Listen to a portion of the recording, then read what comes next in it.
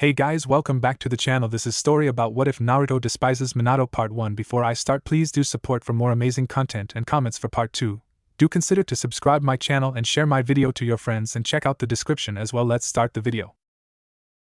Deep down everyone wants attention, appreciation, to know that we are not unwanted. It is a basic need and part of our human nature. Isolation is something we all fear, as much as we fear death or boredom. Loners, the socially awkward, and hermits can handle it better than most, but even they need some form of company once in a while. However, isolation can be a good thing in small doses. There sometimes is an advantage to being ignored. Uzumaki Naruto knew this all too well, especially on the night he uncovered something that would only bring about destruction. His own or others, only time would tell.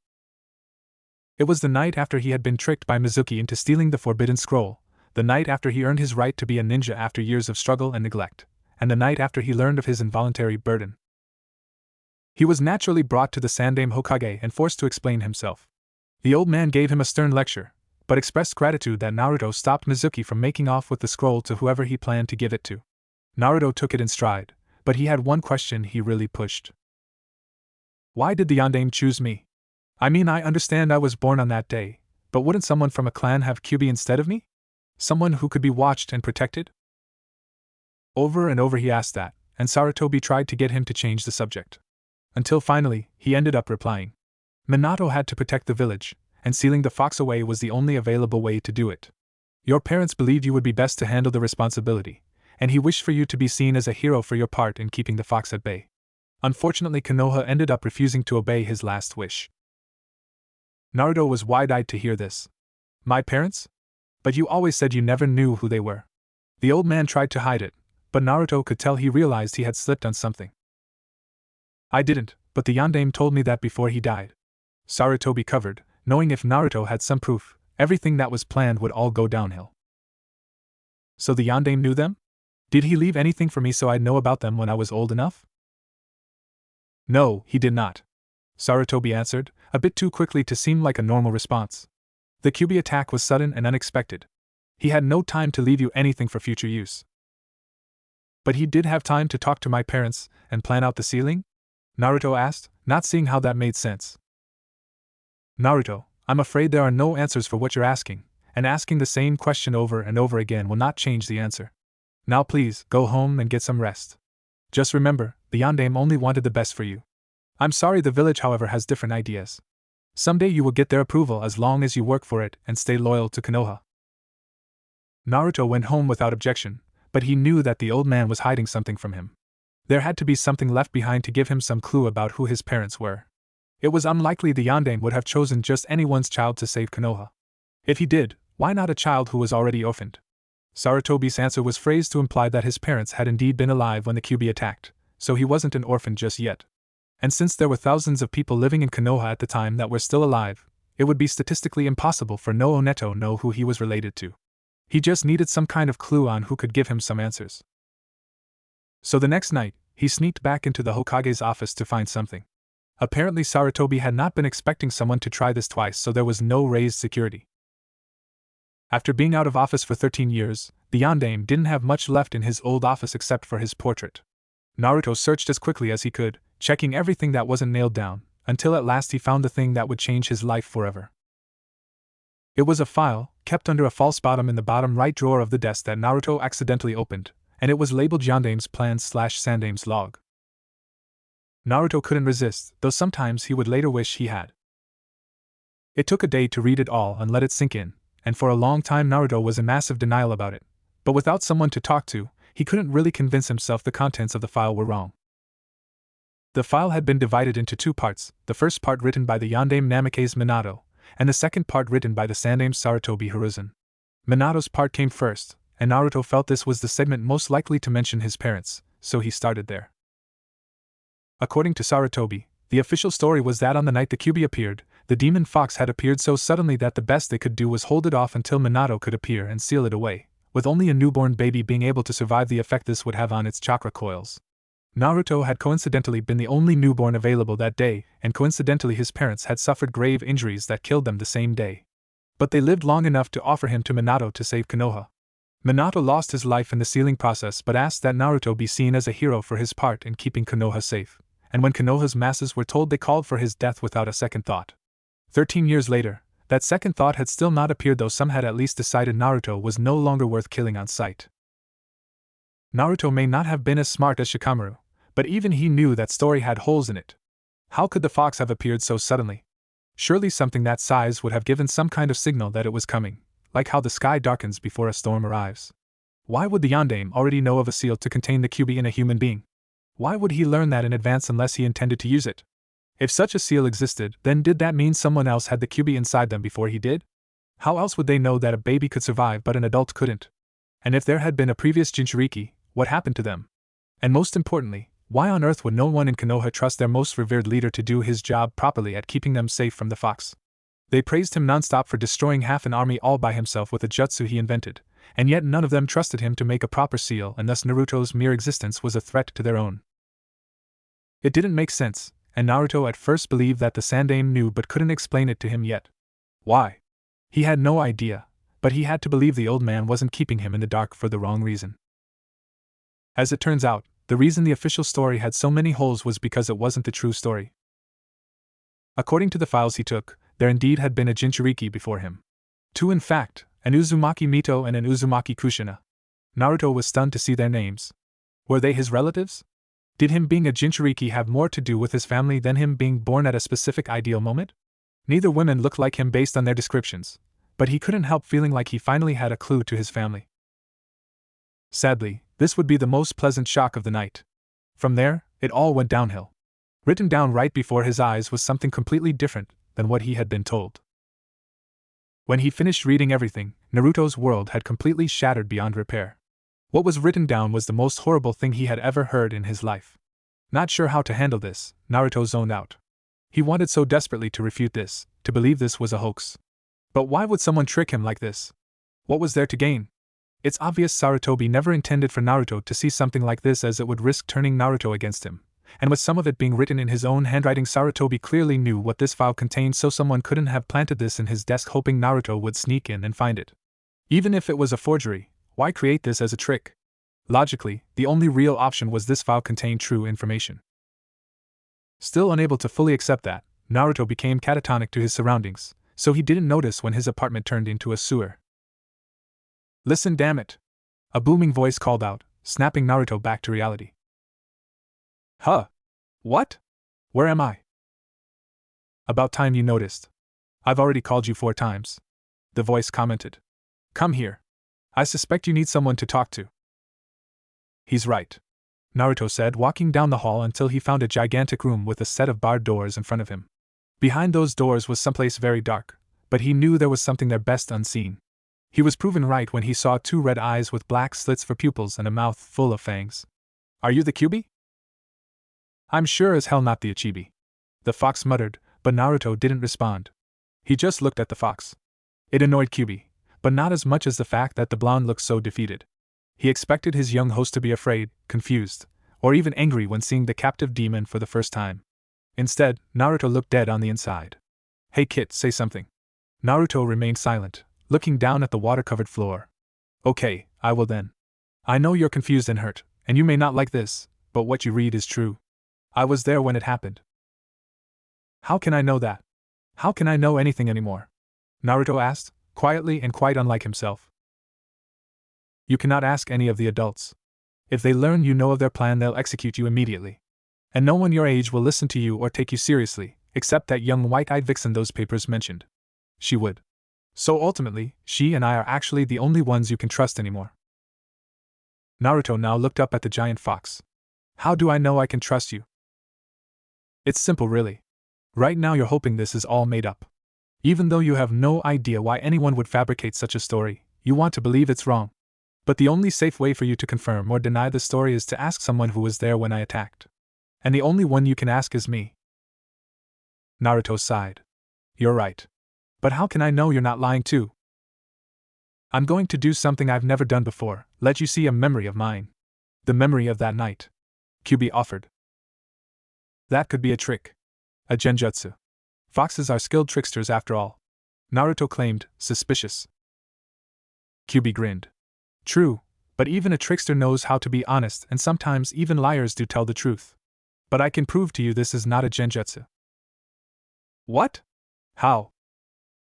A genjutsu for the most part is like a dream, only instead of it being voluntary, it's involuntary. And even though dreams always feel highly realistic, that's only while you're dreaming. Once you stop dreaming, they barely felt real at all for more than a few moments at best. Genjutsus work the same way.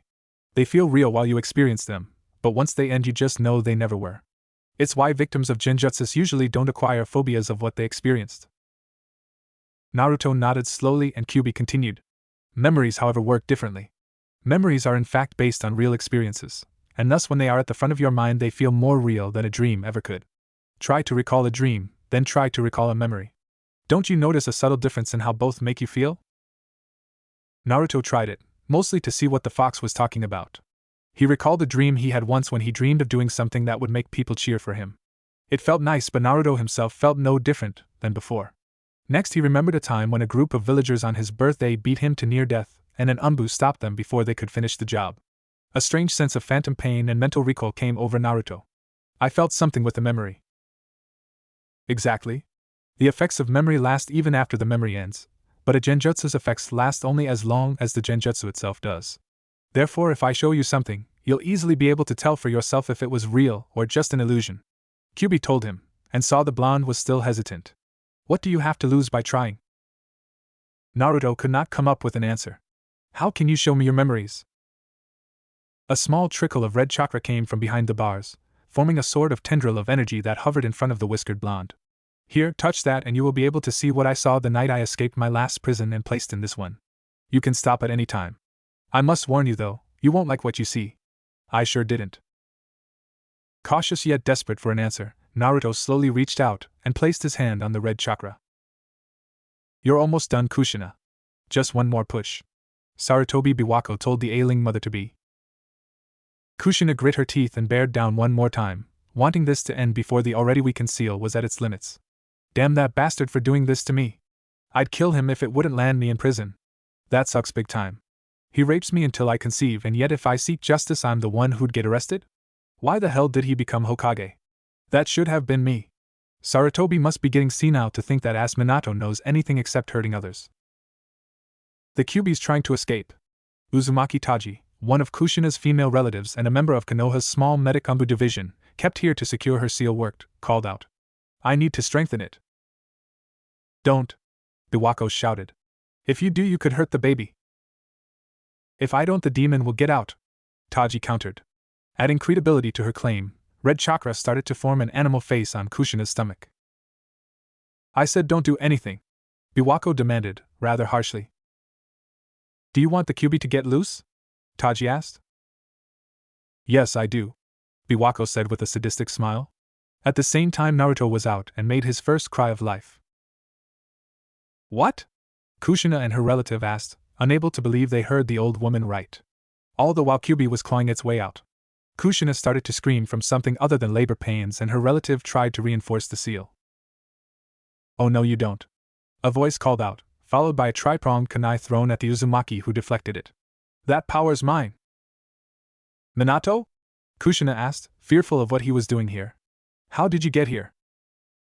I killed half an army and bested the Raikage. You really thought your pitiful defenses could stop me? Also, thanks Biwako for leading me here. No problem Yandame-sama. The old woman told him. It's a boy by the way. Don't care. That's not important, Minato said, appearing by his kunai thanks to the Haration. You bastard! The medic Umbu shouted, knowing she had to stop him before she could work on the seal while he was this close. She turned to defend herself, but he had a regular kunai out and stabbed it in the back of her neck. Why are you doing this? Taji managed to ask as blood filled her mouth. Because I can and am entitled to. Might makes right in this world, he answered smugly as she went limp and died.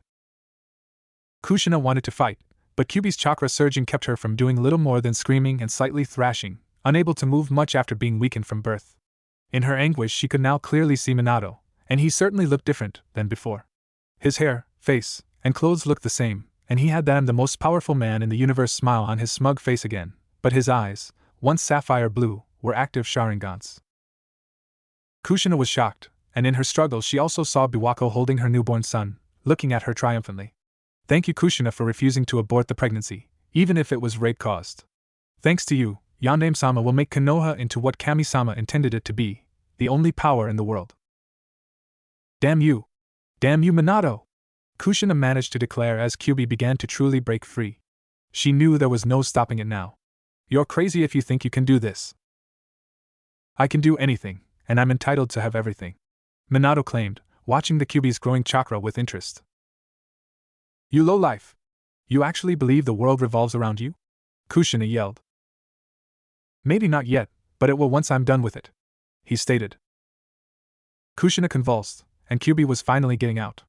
Minato watched with interest, waiting for the perfect moment to make his move. He was quite surprised when Kyuubi seemed to stop and hover above Kushina almost protectively, still connected to her and looking like a chakra projection rather than a real creature. What is T-? Biwako asked, but was silenced when Kyuubi extended a claw that ripped her head off and harmlessly scooped up Naruto before the body fell. Kyuubi then brought its hand back and handed the infant to Kushina. Kyuubi? Kushina asked, frightened for her child who looked unharmed and surprised her trap demon chose to help her right now. Minato frowned, getting over his own shock at this. So you choose to defy me, beast? You are a fool, Namikaze, if you believe you can control me or expect me to let you. I may not like being trapped in Kushina, but I'll take that over being a part of your sick plot any day. Pausing for a moment, he let out a sadistic smile showing his teeth. Besides, if Kushina hates you, then we can see eye to eye or tail to tail. Minato frowned hearing this coming from the kitsune. You don't have a choice, Kyuubi. I have the power to do whatever I want, and thus the right to do whatever I want. And I want you to be my weapon, not that slut's. Kyuubi snarled, getting more solid and disconnected from Kushina. You force yourself on a woman and dare call her such a name? I'd call you a bastard, but that would be an insult to Kushina's kit. Kyuubi, why are you helping me? Kushina asked, holding a crying Naruto close to her. The fox's image seemed to waver for a moment, as if it was having a hard time stabilizing back into the outside world, and its eyes briefly left Minato to look at her before back to the blonde. I'd rather be your prisoner than his. Leave it at that. I will have Y-. Minato shouted, ready to subdue the fox the second it was completely separate from Kushina, but there was a bright light that blinded his active Sharingans, preventing him from doing anything. When it faded, there was a large hole in the cave wall and Kushina, Naruto, and Kyuubi were gone. Kushina passed out for a moment, but when she came to she saw she was in a forest outside Konoha. Naruto was still in her arms, and Kyuubi was sitting down looking at them both. Now the fox was solid and completely free of her seal, but roughly the size of a tiger. Kyuubi? She asked, her voice strained and still filled with fear. Fear not, Kushina, I mean you no harm, the fox demon replied. Why not? Because I have no reason to hurt you, Kyuubi answered, sounding like he was hiding something. Even so, why did you help me? Kushina added. I thought you hated me and wanted nothing more than to be free. Of course I want to be free. What creature likes being denied freedom? Kyuubi replied. If I don't help you, that smug jerk will try to trap me all over again. At least you never regarded me like I only existed to be used. Kushina looked at her baby. He looks so much like his father. No! Kyuubi forcefully interjected. That man is no father. He is a soulless monster that deserves to be castrated, viewed as a rapist, not a parent. He is not your kid's father. Kushina didn't respond right away, remembering the day Minato used several suppressing seals to keep her bound while he repeatedly violated her until she conceived, and all because childbirth was the best way to weaken the seal for him to take Kyuubi out of her. She nodded after a moment. You're right, you're completely right. This is my son, not his, and I'll be damned before I allow that son of a bitch to have any claim to my child. What will you name him? Kyuubi asked. Kushina looked at the fox. Kyuubi, would you be offended if I named him in your honor? Needless to say, the demonic fox was quite surprised. You really would do that? Why? You have always been my protector in your own way, and you have even protected my son too, even if it was mostly in your own interest. And I know you will not abandon us or else you would have done so. Besides, my family and others have dishonored you by treating you as a slave. Allow me to do this as a small way to apologize. The nine-tailed yokai was speechless. Initially he thought she was bluffing, but he detected no negative emotions or intentions behind her words. Kushina really wanted to make amends to the fox. Feeling a bit flattered, he smiled. This would be a great way to hurt Namikaze's pride. Go ahead. Do you have a name? Yes, though I've never told it to anyone before. Not even Mito. I am Kurama. Kushina arched an eyebrow. Like the Kurama clan? It's a coincidence. I have no affiliation with them, Kyubi/Kurama told her. Kushina smiled and looked at her son, seeing his blue eyes for the first time. My son, I shall call you Kuramaru Uzumaki. Kushina, that man wants to seal me into your kit. You are not strong enough to fight back and he's likely prepared to fight against me. We must do something to protect the kit. Kushina nodded. I will. And I know just what to do. Kyubi grinned and wagged his tails, but quickly tensed and stood up, fur bristling. Someone's coming. Run, Kushina. Now! He then grew to full size and roared. Kushina briefly froze, but her maternal instincts kicked in and she got up and ran. Despite having given birth not more than half an hour ago, her Uzumaki bloodline allowed her to at least move from the area as fast as a tired genin. Her frightened child, aching lower body, and severely depleted chakra system from the lack of Kyubi, all made it impossible for even her to go any faster. But she knew he had to get away and fast, at least long enough for one thing. Kyubi stayed back to face the approachers, not surprised to see Minato riding Gamabunta. Accompanying him was Jiraiya, and at the base were many Umbu and all the clan heads. Even Tsunade and Sarutobi Hiruzen were there, and while that surprised Kyubi, he paid it little mind. I must keep them away from Kushina and Kuramaru. Stop the Kyubi before it destroys Konoha. Minato told his troops, rallying them all, those in on his plan and those left out. No one seemed to notice or care that his eyes were not what they were supposed to be, probably because now his Sharingans were inactive, thus less obvious. In his fury and rage, Kyubi created a Bijudama, aiming right at Minato. With a quick set of hand signs and a pre-made seal, Minato activated a space-time jutsu to send the attack to a deserted area. Most of the ninja were in awe, but Kyubi growled. Damn, that's right. This lowlife and his peeping Tom sensei stole jutsu from the Uzumaki. This won't be easy. Sarutobi commanded the ground forces to get into position, and they started a direct assault to divert his attention. He swung his many tails, sending the insignificant fighters flying into trees and boulders, breaking many bones. Judging from their battle cries, they thought they were driving him away from the village little by little, unaware that Kyubi was only interested in keeping them from pursuing Kushina. Many Konoha nin attacked him armed with whatever they had as weapons. It was much like a swarm of bees attacking a person, and Kyubi was getting irritated. Then suddenly Gamabunta jumped and tackled Kyubi, providing a little damage and knocking the fox off its feet briefly. Hold the fox for a moment, Minato shouted. I'm not a miracle worker. I don't have enough chakra to do much to it. The giant toad countered, struggling to keep Kyubi from getting back up. Kyubi meanwhile tried to make another Bijudama, aimed low and directly at Konoha's armies. But before he could fire it, Minato used another teleportation jutsu to send himself, Kyubu, Jiraiya, and Gamabunta away from Konoha. The Bijudama went off, destroying a mountain, and the whiplash of the attack knocked Gamabunta off the fox. Kyubi got back up and saw Kushina was being pinned down at sword point by two women, both looking like they had won everything. One of which was Uchiha Mikoto, the only one Kyubi recognized right away. The other one was too young to be full-grown and had short black hair, wearing a long-sleeved chunin outfit, and she was holding Kuramaru with her free arm. Before Kyubi could attack them, Gamabunta spat out a huge amount of oil, covering him and keeping him down. In that moment, Jiraiya and Minato created a seal of ropes and seals over Kyubi, as if trying to net him down. The seals were effective, so Kyubi could not immediately get back up, and Gamabunta planted himself right on top of the fox to weigh him down further. Minato walked up to the woman holding Kushina's son. Nice work, Shizen, Mikoto. You lay one hand on him, and now Kushina started to threaten, only to be silenced by Mikoto slapping her hard enough to make her cough blood. Shut the hell up, bitch. Don't talk to your betters like that. Kushina glared at the Uchiha matriarch. When did you stop being my friend, Mikoto? Mikoto smirked. How could I stop if I never started? You were just a source of knowledge, nothing more than a book or scroll. No one befriends a book. You killed my family, you and that monster over there. You deserve to die like the beast you are, Shizen angrily stated, looking like whatever was keeping her from jabbing her katana into the redhead's neck wasn't going to hold much longer. Kushina glared at Minato. You will never succeed. Kyubi and Jinchuriki cannot be controlled like mere machines. Oh, but I will succeed in that. After all, I'm the strongest man in the world and, according to Sensei, the destined child, meaning the fate of the world is mine to do with as I please. I just need the power of the Bijou to make my vision a reality. You are not a kami. Minato simply shrugged. Not yet, but I will be. He then pulled out a kunai, holding it in a threatening manner. You still have a chance to be useful, Kushina. This child does need someone to ensure it lives to adulthood, and I'm not interested in filling that role. If you agree to never disobey me again, I've let you raise the boy under house arrest in Konoha. The worst I'll do to you is mute you so you can't fill his head with stuff that'll influence him the wrong way.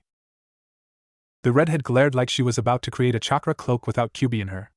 Mikoto and Shizen were now struggling to keep her down. I'm never going to let you have anything to do with MY-san. Oh, so unwise. With his kunai, he jabbed it into Kushina's neck, pulling it out quickly so she would bleed to death. Do with her as you please, he told Shizen and Mikoto while he placed Naruto on a tarp bearing a seal and held down by a few candles. Shizen and Mikoto started attacking her without mercy as Minato started the seals for the dead demon sealing. Kyubi thrashed even further at seeing this, while Gamabunta started using his blade to stab him in the back several times and Jiraiya reinforced the restraining seals. Soon the Shinigami appeared behind Minato, wishing he wasn't summoned for the reason that would take place. Sarutobi and a few others showed up as this started. Those others being the clan heads, Tsunade, and the three elders. They saw that the sealing was being started, so they stood back and watched with smug confidence, like victory was all but official. Shinigami extended a marked arm towards Kyubi. Curse you, Namikes! Kyubi shouted. Seal, Minato said without fear. The hand took a hold of Kyubi, and he felt a painful cold, as if his blood turned to ice and his soul was being ripped out of his body. Sadly, that last part was true. His consciousness and chakra was being ripped out of his body, which started to decay rapidly at the death god's touch. Gamabunta got away to avoid becoming an unintentional casualty, and Kyubi tried to get up. Minato quickly drew an 8-trigram seal on Naruto with Jiraiya overseeing it. Kushina watched in horror, as the last thing she saw before her vision went black was Shinigami taking Kyubi's soul away and the seal on Naruto sucking it in as Kyubi's body rotted to ash. My son. Then she passed on. For a moment, Kyubi saw nothing, heard nothing, and felt nothing. Then one sound came through the darkness. Did it work? From there a small glow was seen to him, like a lone star or candle, but nothing came into focus. More voices were heard though. I believe so. Kyubi is contained again, and this time it will be used despite what Shodai-sama intended. That voice was clearly Minato. Absolutely. He was a fool to give the others away to other countries. Dividing power like that to avoid conflict? Ridiculous. The smart thing would have been to use the bijou to kill off all the rivals. Who would stop us then? Tsunade was heard saying. Are you certain the boy will not fall to the fox's influence? Sarutobi asked. The seal we used was stronger than the one used on Kushina. Had it not been, Minato would be dead right now. Also, he used a separate seal to take half of the fox's chakra into himself but none of the souls, so the fox wouldn't be at full strength and Minato would be able to resist the Shinigami anyway. Jiraiya answered. What about if the fox tricks the boy? Or worse, tries to tell him about you? Fugaku asked. We'll handle that part right now, Minato replied. Kyubi then felt a surge of pain, but the place he was in got brighter. But not enough to actually see something. There. We added a failsafe to the seal. If this child ever releases too much of the fox's chakra, or gives up trying to contain it, genjutsus of myself and Kushina will appear in his mind, giving him some silly sap stories and promises to lift up his spirits, and make him want to hold in the fox even more. Will he ever learn the truth? Mikoto asked. Unlikely. Why would he believe the fox over his own parents? If he hears us claim to love him and want him to be happy, and the fox that the whole village hates says it's all a lie, who's he going to believe? Minato asked back. So what do we do with it now? Koharu asked. You going to raise it? Hell no. Me take care of a needy brat when I could be out doing what I enjoy. I couldn't care less what happens to him just as long as he doesn't die or grow up weak. Kushina was supposed to raise him, but since that's no longer possible thanks to her own foolishness, I guess plan B is all that's left. What's that? Hyuga Hayashi asked. Since I'm certain no one else wants to raise this kid, Minato paused mainly because there was a chorus of various denials, all best summarized as hell no. There's only one real option, let him raise himself. Have him be given just enough support to ensure he doesn't die and gets strong enough to be a usable ninja, but not so strong or independent that he can someday turn against us. What do you mean?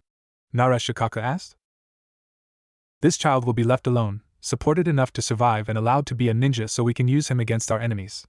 To ensure he will not be a threat, at first he will be given the minimalist amount of training. Enough that he can survive but not enough that he can successfully rebel. Also, he should be misled on right and wrong, so the idea of turning against Konoha will have no appeal to him whatsoever. Why allow him to become a ninja at all? Hamura asked. Because if he never becomes one, he will be of no use in future battles. He will be of better use as a ninja than a civilian, Minato answered. Can I take him in my root program? Danza asked. No. While your program would guarantee he would become useful and obedient, destroying his emotions will limit his ability to utilize Kyuubi's chakra when needed. A Jinchuriki's strength comes from their emotions, not the lack of them. This boy must be raised to be emotional, able to be enraged, but not so much he will snap at any moment. I understand, Yondaime-sama, Danza replied.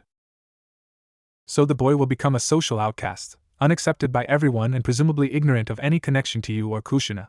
How exactly do you plan to ensure he will listen to anyone, let alone you? Aburame-shibi asked. Here's what I propose. This boy will be mistreated and ignored by almost everyone in the village.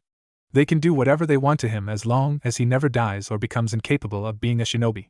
Some people will have to act as confidants so he will have a sense of safety here, but overall he will feel unwanted and unaware why. Naturally, this will create a desire to change that and make people like him. If taught appropriately, he will do whatever it takes to gain some measure of acceptance from anyone. Especially me once I get involved. What do you mean? Tsunade asked. To make it more effective, and do a few more things I have plans for, I must leave Konoha on an extended leave of absence. Tell everyone I'm dead, killed by the Kyuubi, so no one like IWA will be tempted to strike us anytime soon. While hidden, I will weaken Konoha's enemies and capture the other 8 Bijuu to use as well as the Kyuubi. If things go well, once I reappear in this boy's life and he learns I fathered him, he will be so desperate for my acceptance and approval of him he will do anything I tell him, even kill a whole village of civilians on command. And if he doesn't? Sarutobi asked. I will have him killed and Kyuubi resealed, and try a different approach that time. So no matter what, Kyuubi will remain ours to control. And in time the other Bijuu will be too. I approve, Tsunade stated, and soon all the others agreed. One question, what will the boy be named? He cannot be named Namikaze. He is undeserving of such a noble name, and it would only alert enemies and confuse the villagers. Call him Uzumaki for now, so their name will be dragged through the mud by his infamy. As for personal name, I chose Naruto. Why? Many asked. It's a name from an unpopular book I wrote. No one but me or those connected to me would think anything of it, so it's unlikely anyone else would share the same name, Jiraiya told everyone. At the same time, it's a bit demeaning, so it's like an additional torment. I've got a question. If you're pronounced dead, doesn't that mean we need a Godame right away? Fugaku asked, barely hiding the mirth in his voice. We would, but unfortunately we can't so soon, Minato answered, much to Fugaku's shock and ire. According to what will be reported, I died suddenly. Konoha law states my predecessor must take office first if capable. If Sarutobi doesn't, it would alert enemies that a ruse is being done. When it looks like no one is suspicious anymore, I will tell Sarutobi to step down and appoint you Fugaku as promised. And how long will that take? I gave you our clan's property, Minato. You cannot weasel out of our deal. The Uchiha Patriarch insisted. I have no intention, but to complete the illusion this must be done. Give it a year or two, and you will get your reward, Fugaku. Okay, Namikaze Minato died in battle resealing the Kyuubi away. I will get Konoha to be hostile and or apathetic to young Naruto here, with some people selected to act the role of supporter to keep him from giving up any time soon. He will be molded into serving Konoha no matter what, and will never be strong enough to become a threat to it. I also will need to give him legal godparents so he legally will not fall under the laws that protect and privilege orphans, Sarutobi reiterated. Jiraiya-sensei, Tsunade back on, will you do it? Minato asked. No way. I'm not raising that reminder of why Dankun died. Just looking at him makes me think of Kushina and what she did to him, Tsunade angrily proclaimed. You don't have to raise him. It's just a formality so he can't be in the orphanage and people who attack him can't be prosecuted if his guardians don't press charges, Sarutobi told his student. Well, that I can approve of. Okay, but it's just on paper. As far as I'm concerned, he's no safer to be around than Kushina was, Tsunade bittered reply. Thanks. And Jiraiya-sensei, I'm going to need you to teach him a thing or two in time, mainly to get him ready to be used by me when he's old enough. I can handle that, as long as it doesn't keep me from my research, the Toad Sannin told his student. Good. I think everything's settled then. Where will you go? How will we contact you? Sarutobi asked. You won't. I'll contact you when I need to hear or say anything. And I'm going to check out where the other Jinchuriki are and learn about them before I make my move to take them. Minato answered. By now Kyuubi could briefly see into the real world. He saw from Naruto's location all the clan heads of Konoha looking at each other with pride or himself with hate. Minato then pulled out a mask, an orange one with a spiral pattern around a single eye hole for the right eye. Remember, for now Namikaze Minato is dead. Until I return, I am simply nobody. He donned the mask and disappeared in a space-time jutsu. Damn you Namikaze! You'll burn in hell for this. You and everyone who supports you! Kyuubi shouted on deaf ears before everything went black again and he was forced to sleep. And you know the rest. Kyuubi told the whiskered blonde when the memory finished. The old man you know told you that this rotten place and the people in it refused to obey that man's wish for you. But the truth is this entire time they've been doing exactly what he asked them to do. Naruto felt sick to his stomach, which was an odd thing to experience in a mindscape, but that didn't stop him from dry heaving. It's not a lie. They really did that to me? To my mom? Why? Why for the love of Kami-sama would they do that?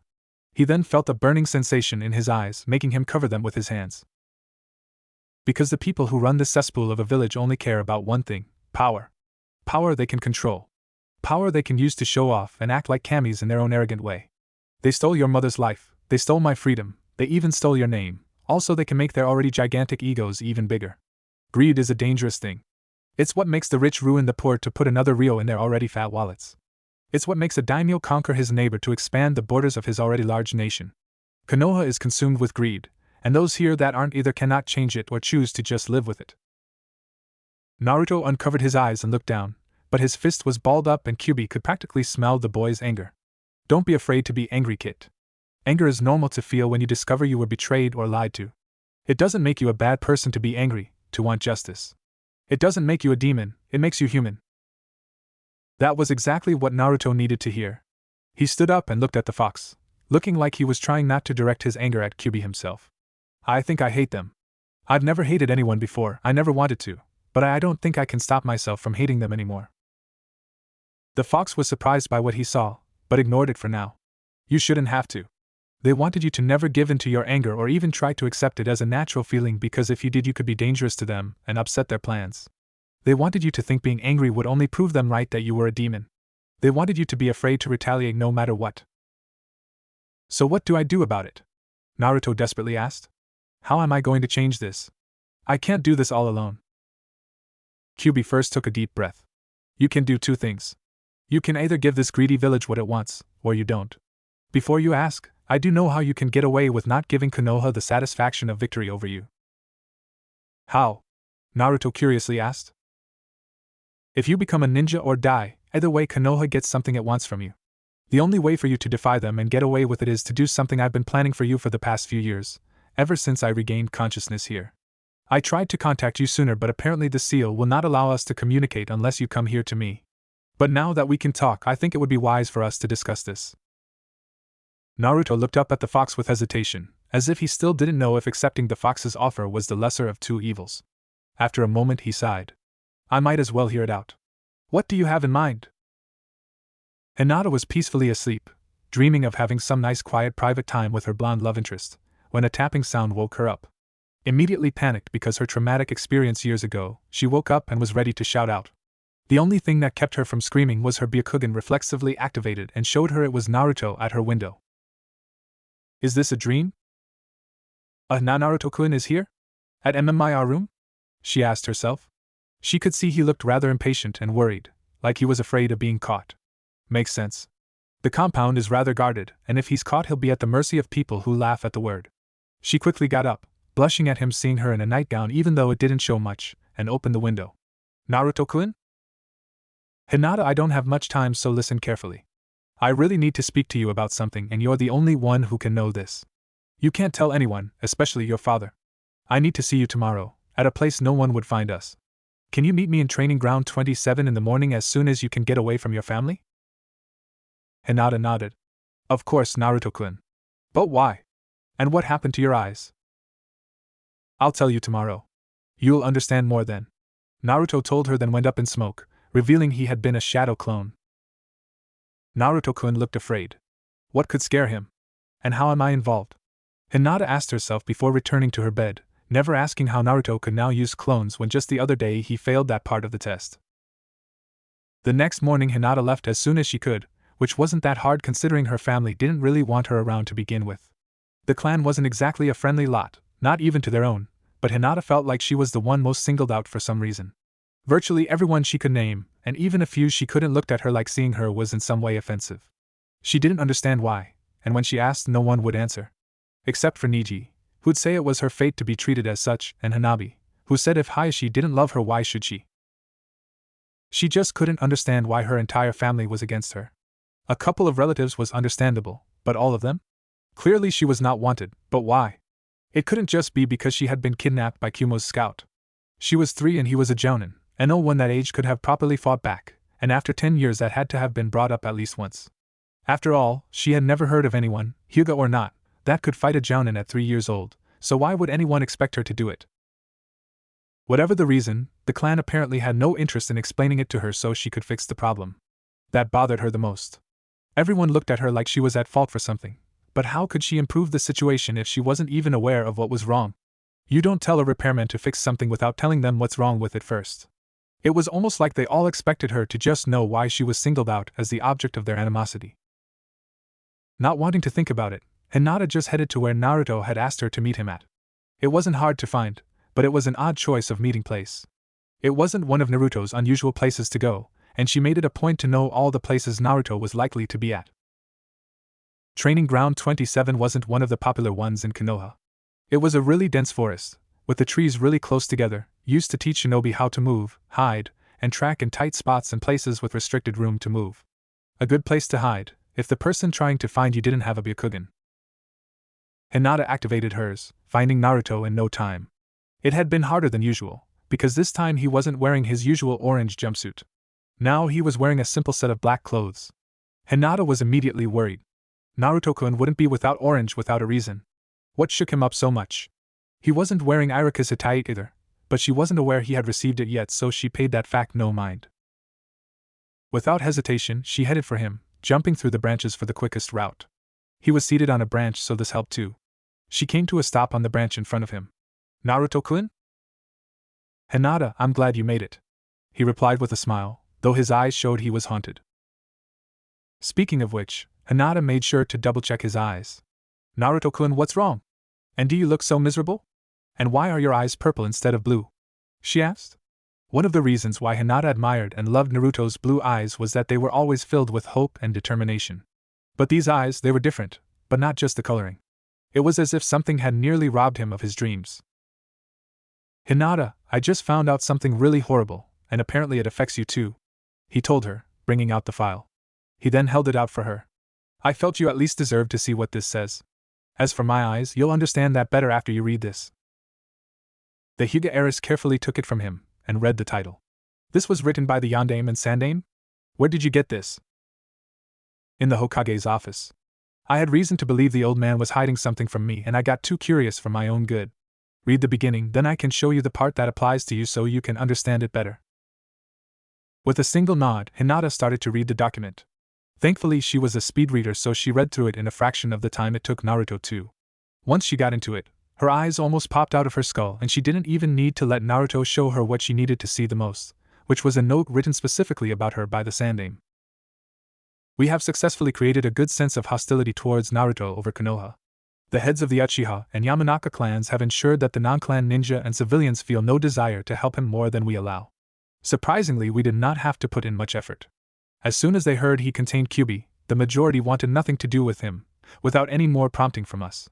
Of course, we did have to affect some to make them be aggressive. I wish we could have done this to the children his age too to further ostracize him, but such mind-affecting jutsu would destroy their developing minds and impede their futures. Fortunately, I do not have to, as the parents already instruct their children to avoid him and not befriend him. Some seem to genuinely hate him, while most are just apathetic to him. However, on that regard there is sadly an exception to the rule. Hyuga Hayashi's oldest daughter is proving difficult, much like his wife was before we had to put her down before she did too much for Naruto. Most other children are too lazy or obedient to go against their parents' instructions, and thus they ignore Naruto without a second thought.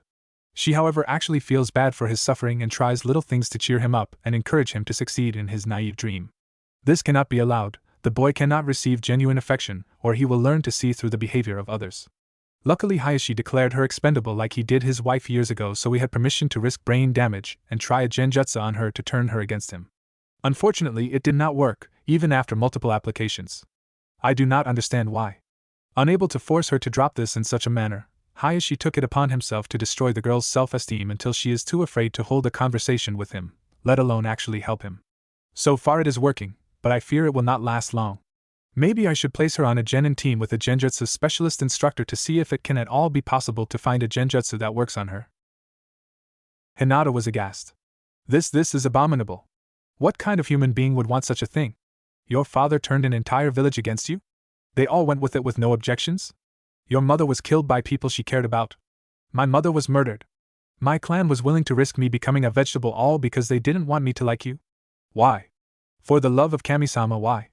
Tears streamed down her face as she asked this. Naruto was silent for a brief moment, but nodded, knowing how much it hurt seeing he too was affected. Hinata, you didn't say anything about Kyuubi being in me. Why? Doesn't that freak you out too? It surprised me, but after seeing all this, that's the least of my concerns. I know you're Naruto-kun, not a fox, so I'm not worried about that. What I am worried about is what people will do to us. I won't let them try to destroy my feelings for you. I won't. Hinata answered, much more adamantly than she had ever been in her life. More tears were forming in the corner of her eyes. Naruto was quite surprised. You're most worried about them turning you against me than anything else? He could tell from the Sandame's entries and his talk with Kyuubi that Hinata liked him, enough to likely side with him on his plan, but actually seeing it shocked him. Hinata nodded. Naruto-kun, you're the only thing keeping me from wanting to commit suicide. Suicide? Why would you even think that, Hinata? Gasped Naruto. The white-eyed girl looked away for a moment, but returned her gaze to him, looking like she was already uncontrollably sobbing. Naruto-kun, you have suffered something I couldn't imagine even in my nightmares, but you're not the only one who's unloved by their family. Naruto surprised her by coming to her branch to sit next to her. She got nervous but made no effort to put distance between them. I heard from the file that you weren't exactly favored, but do they really hate you enough that you'd want to kill yourself over it? And why am I the only thing stopping you? Well, it's kind of hard to say they like me when it's written down right here they were willing, and still are, to destroy my ability to think, right, Naruto-kun? She pointed out, using an example she knew would speak to him right then. Naruto nodded, and could tell from the look in her eyes there was more on the subject. What happened to you? You can tell me all of it you know. I don't know why, but they all just plain and simple hate me. Maybe this is why, because they can't force me to think like them, because I like you and they don't want anyone to like you, especially someone from their clan. Anyway, their idea of training me is beating me until I bruise, and they don't even use the juken to do it half the time. There's a big difference between the actual juken and simply pummeling someone like a thug. They even make me fight my sister a lot, knowing full well I hate hurting her but she relishes in hurting me. And if that's not enough, they keep telling me to be stronger, yet they always threaten me with a seal they know will cripple me further. Overall, it's a pretty clear message. My life has no significance to any of them. If I died tomorrow, they'd smile instead of grieve. Naruto was surprised to hear this. No wonder she's so quiet and keeps to herself in class. I probably would too if I was in her situation, having a family but being hated by them. He reached out and put his arm around her shoulders to comfort her, and she leaned into his embrace, putting her face into his collar. She was trembling, and Naruto guessed it was a mixture of grief and rage. Hinata? He asked after a moment, getting her to give him eye contact again.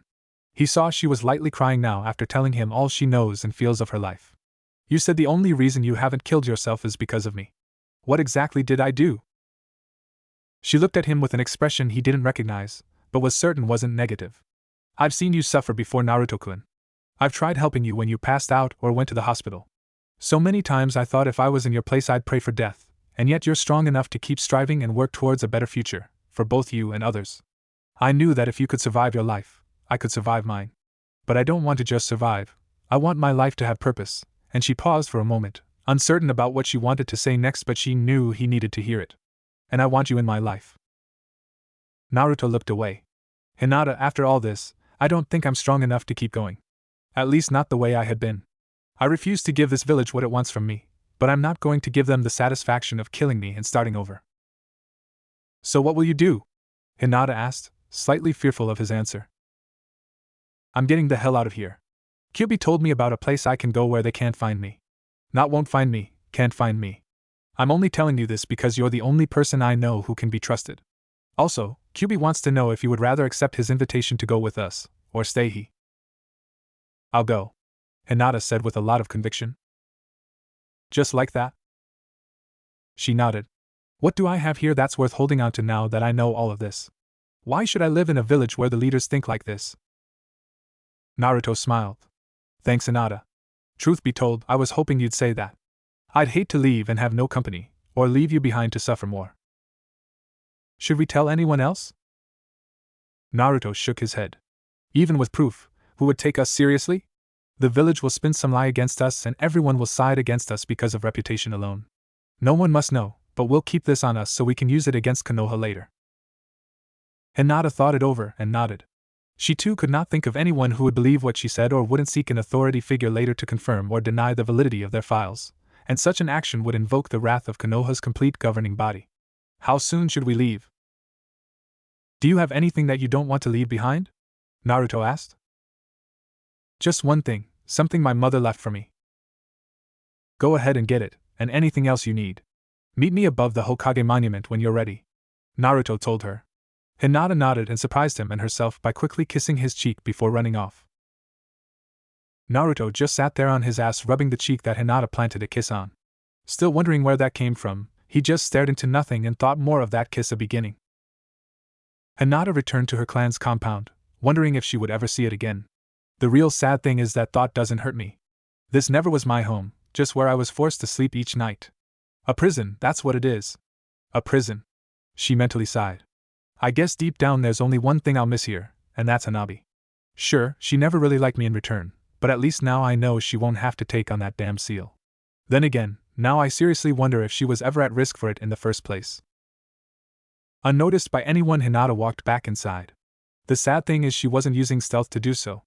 The guards paid no mind to her unexplained return and everyone else was busy elsewhere doing their own thing. But before she reached her room, she did run into someone, Hanabi. What are you doing here? The younger girl asked, as if the older one was somehow trespassing. I live here. What more reason do I need? Hinata replied. Hanabi scoffed like she was insulted and walked away. Hinata sighed sadly. The clan turned against me and they turned her against me too. I may miss her, but no part of me believes that she will miss me. Pushing that negative thought aside, she went into her room and went through her personal belongings. Not wanting to risk being seen leaving with a pack full of supplies, she instead took all her spare money and a single memento from her dead mother, a lavender stone silver necklace. Hinata. Hayashi's voice was heard from her door, making her freeze up before looking towards him. I thought you went out. Why are you back so soon? Couldn't he at least pretend he's not bothered by my being here? Hinata asked herself, already knowing it was a moot question. Thought about wearing Okasan's necklace for luck when I got assigned my genin team and I wanted to make sure it still was where I could keep it. For once Hinata was grateful for her stutter. Thanks to her nervous habit it was hard to tell when she was lying unless they were actually trying to find dishonesty in her body language. Lucky for her Hayashi wasn't. Very well, though I think it was a foolish choice on your part. If that necklace was lucky your mother wouldn't be dead now, would she? Hinata was deeply offended to hear her father talk about her mother's death in such a lethargic tone, especially since she now knew he was involved in it.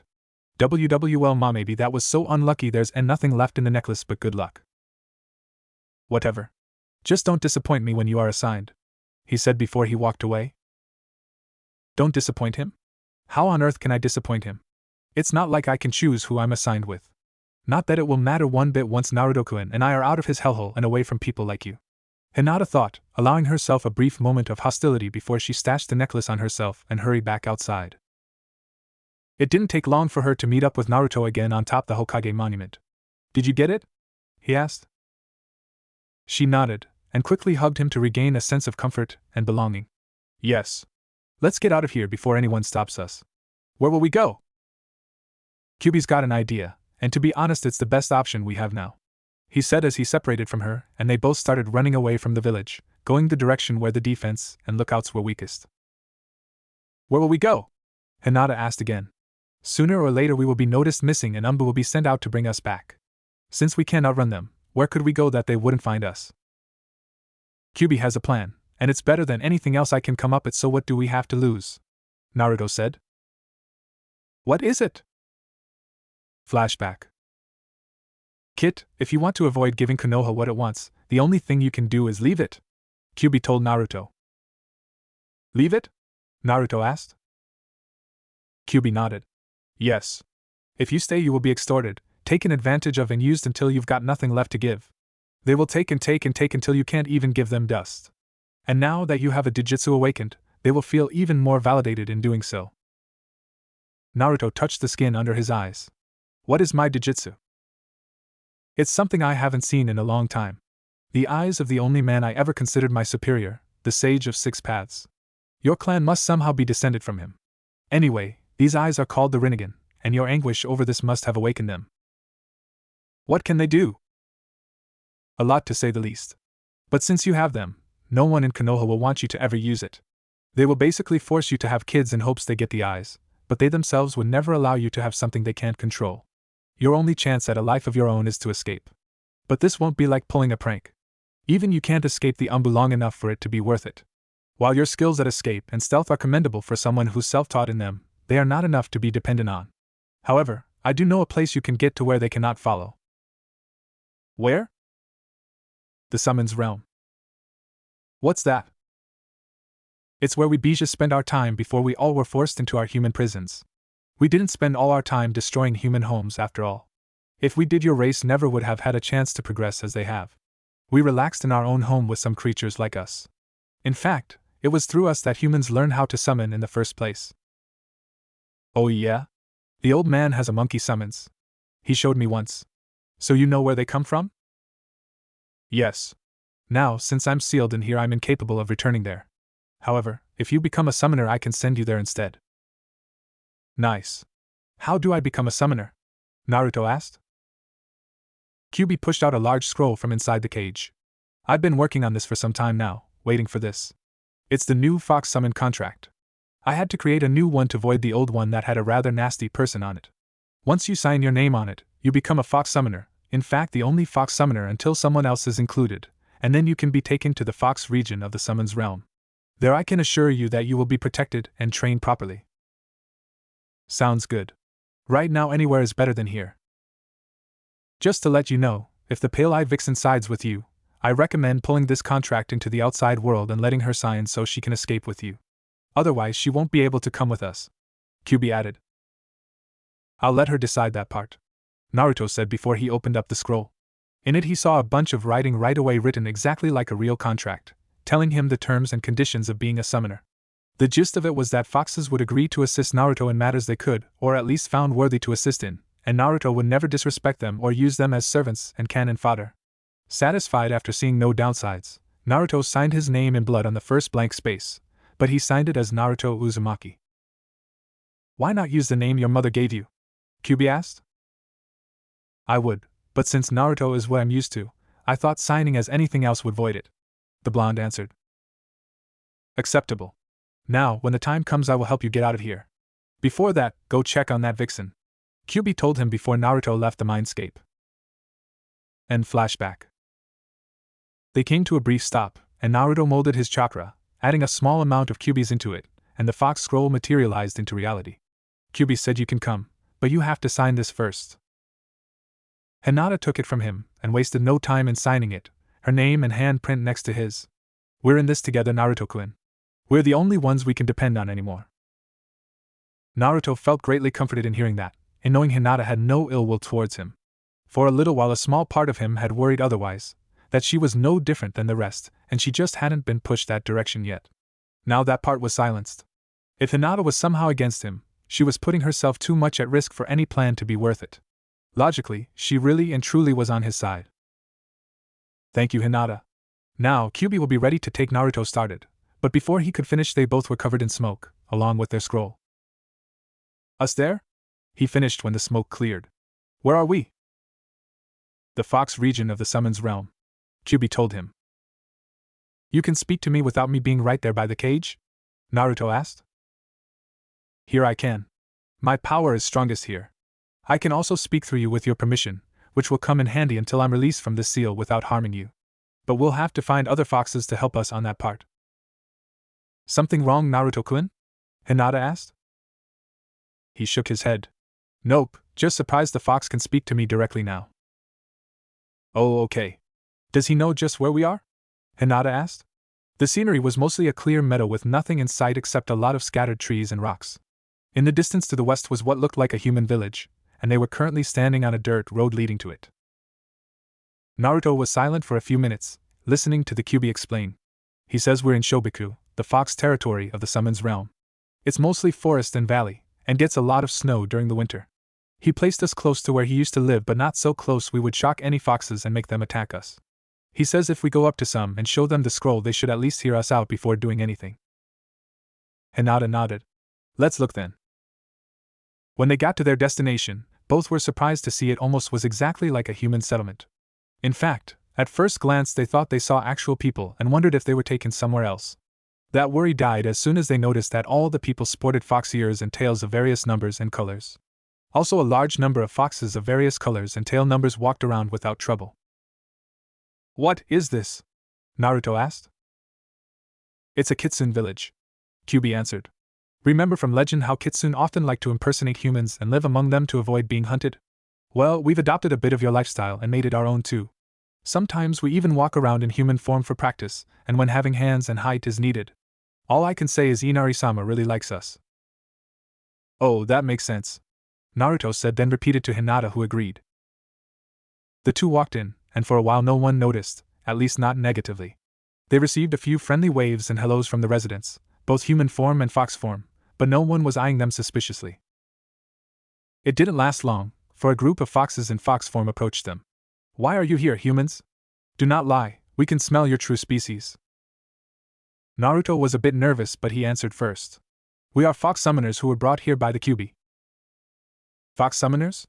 There hasn't been one of those in decades. A fox commented. You claim to be connected to Kyuubi-sama. Can you prove this? The fox that appeared to be in charge of the group asked. How can I? Naruto asked. Unfortunately, a bastard sealed him inside me when I was born, and it was only yesterday I even found out about it. I'd let him out, but I don't know how. The only real proof I have is the contract right here. He then held out the scroll, patting it for emphasis. The foxes looked at each other, wondering what to do. Why should we believe this? Naruto then pulled out a folder. Can anyone here read? After giving the file to the foxes, Naruto and Hinata were sequestered in an ordinary building while the fox contract was also being examined. The examiner saw nothing in it to make him believe it was false or invalid, and thus confirmed for the others these two were in fact fox summoners who had to have had a meeting with Kyuubi at some point, since only boss summons can write out official summon scrolls. The only question was what to do about them being here. To answer that question, the next day Naruto and Hinata were brought to a group of foxes that were referred to as the Alpha Pack. The group was apparently the foxes that had been ruling Shobiku in Kyuubi's absence, consisting of a group of 7 foxes. At the moment only 2 were available, both of them were in human form wearing old-fashioned kimonos and seated on pillowy cushions. And of course they all had fox ears and tails. Please sit down, young ones. No need to feel uncomfortable here. A regal-looking woman with long blonde hair that framed her face like Hinata's did but was braided in the back, green eyes, a golden collar around her neck, and a gray kimono displaying white flower petals said to them. My name is Naizake. We are part of a group that have been ruling Shobiku in Kyuubi-sama's absence, waiting for his return. The others are busy attending to business elsewhere in Shobiku, so my mate and I will handle this for now. Naruto got nervous seeing them stare at him, feeling like they were scrutinizing him. Are they mad at me and my mother's family for holding him captive? Do they plan on killing me to get him out? Sensing his fear, Naizake continued. Be at ease, Kit. We intend you no harm. From what you've brought to us, we feel we must at least hear you out before we decide your fate. Is there anything you wish to tell us? Well, is there anything about what you read that you didn't understand and want me to clarify? Naruto asked, this being the safest response he could think of.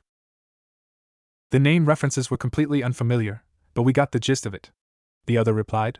He looked a bit young but still many years older than either of them, sporting short spiky black hair, black eyes, a cobalt collar around his neck, and a white kimono with black stars decorating it. My name's Shioways, and I take it you are Uzumaki Naruto, correct? The blonde nodded. Yes, and this is the only friend I have in the world, Hyuga Hinata. The girl blushed deeply but bowed. Hello, nice to meet you both. We understand from the record you brought with you that Kyuubi-sama was sealed away inside you Naruto years ago by a man with certain unsavory ambitions, and before that he had been sealed away in 2 others named Uzumaki as well. Nezuko stated.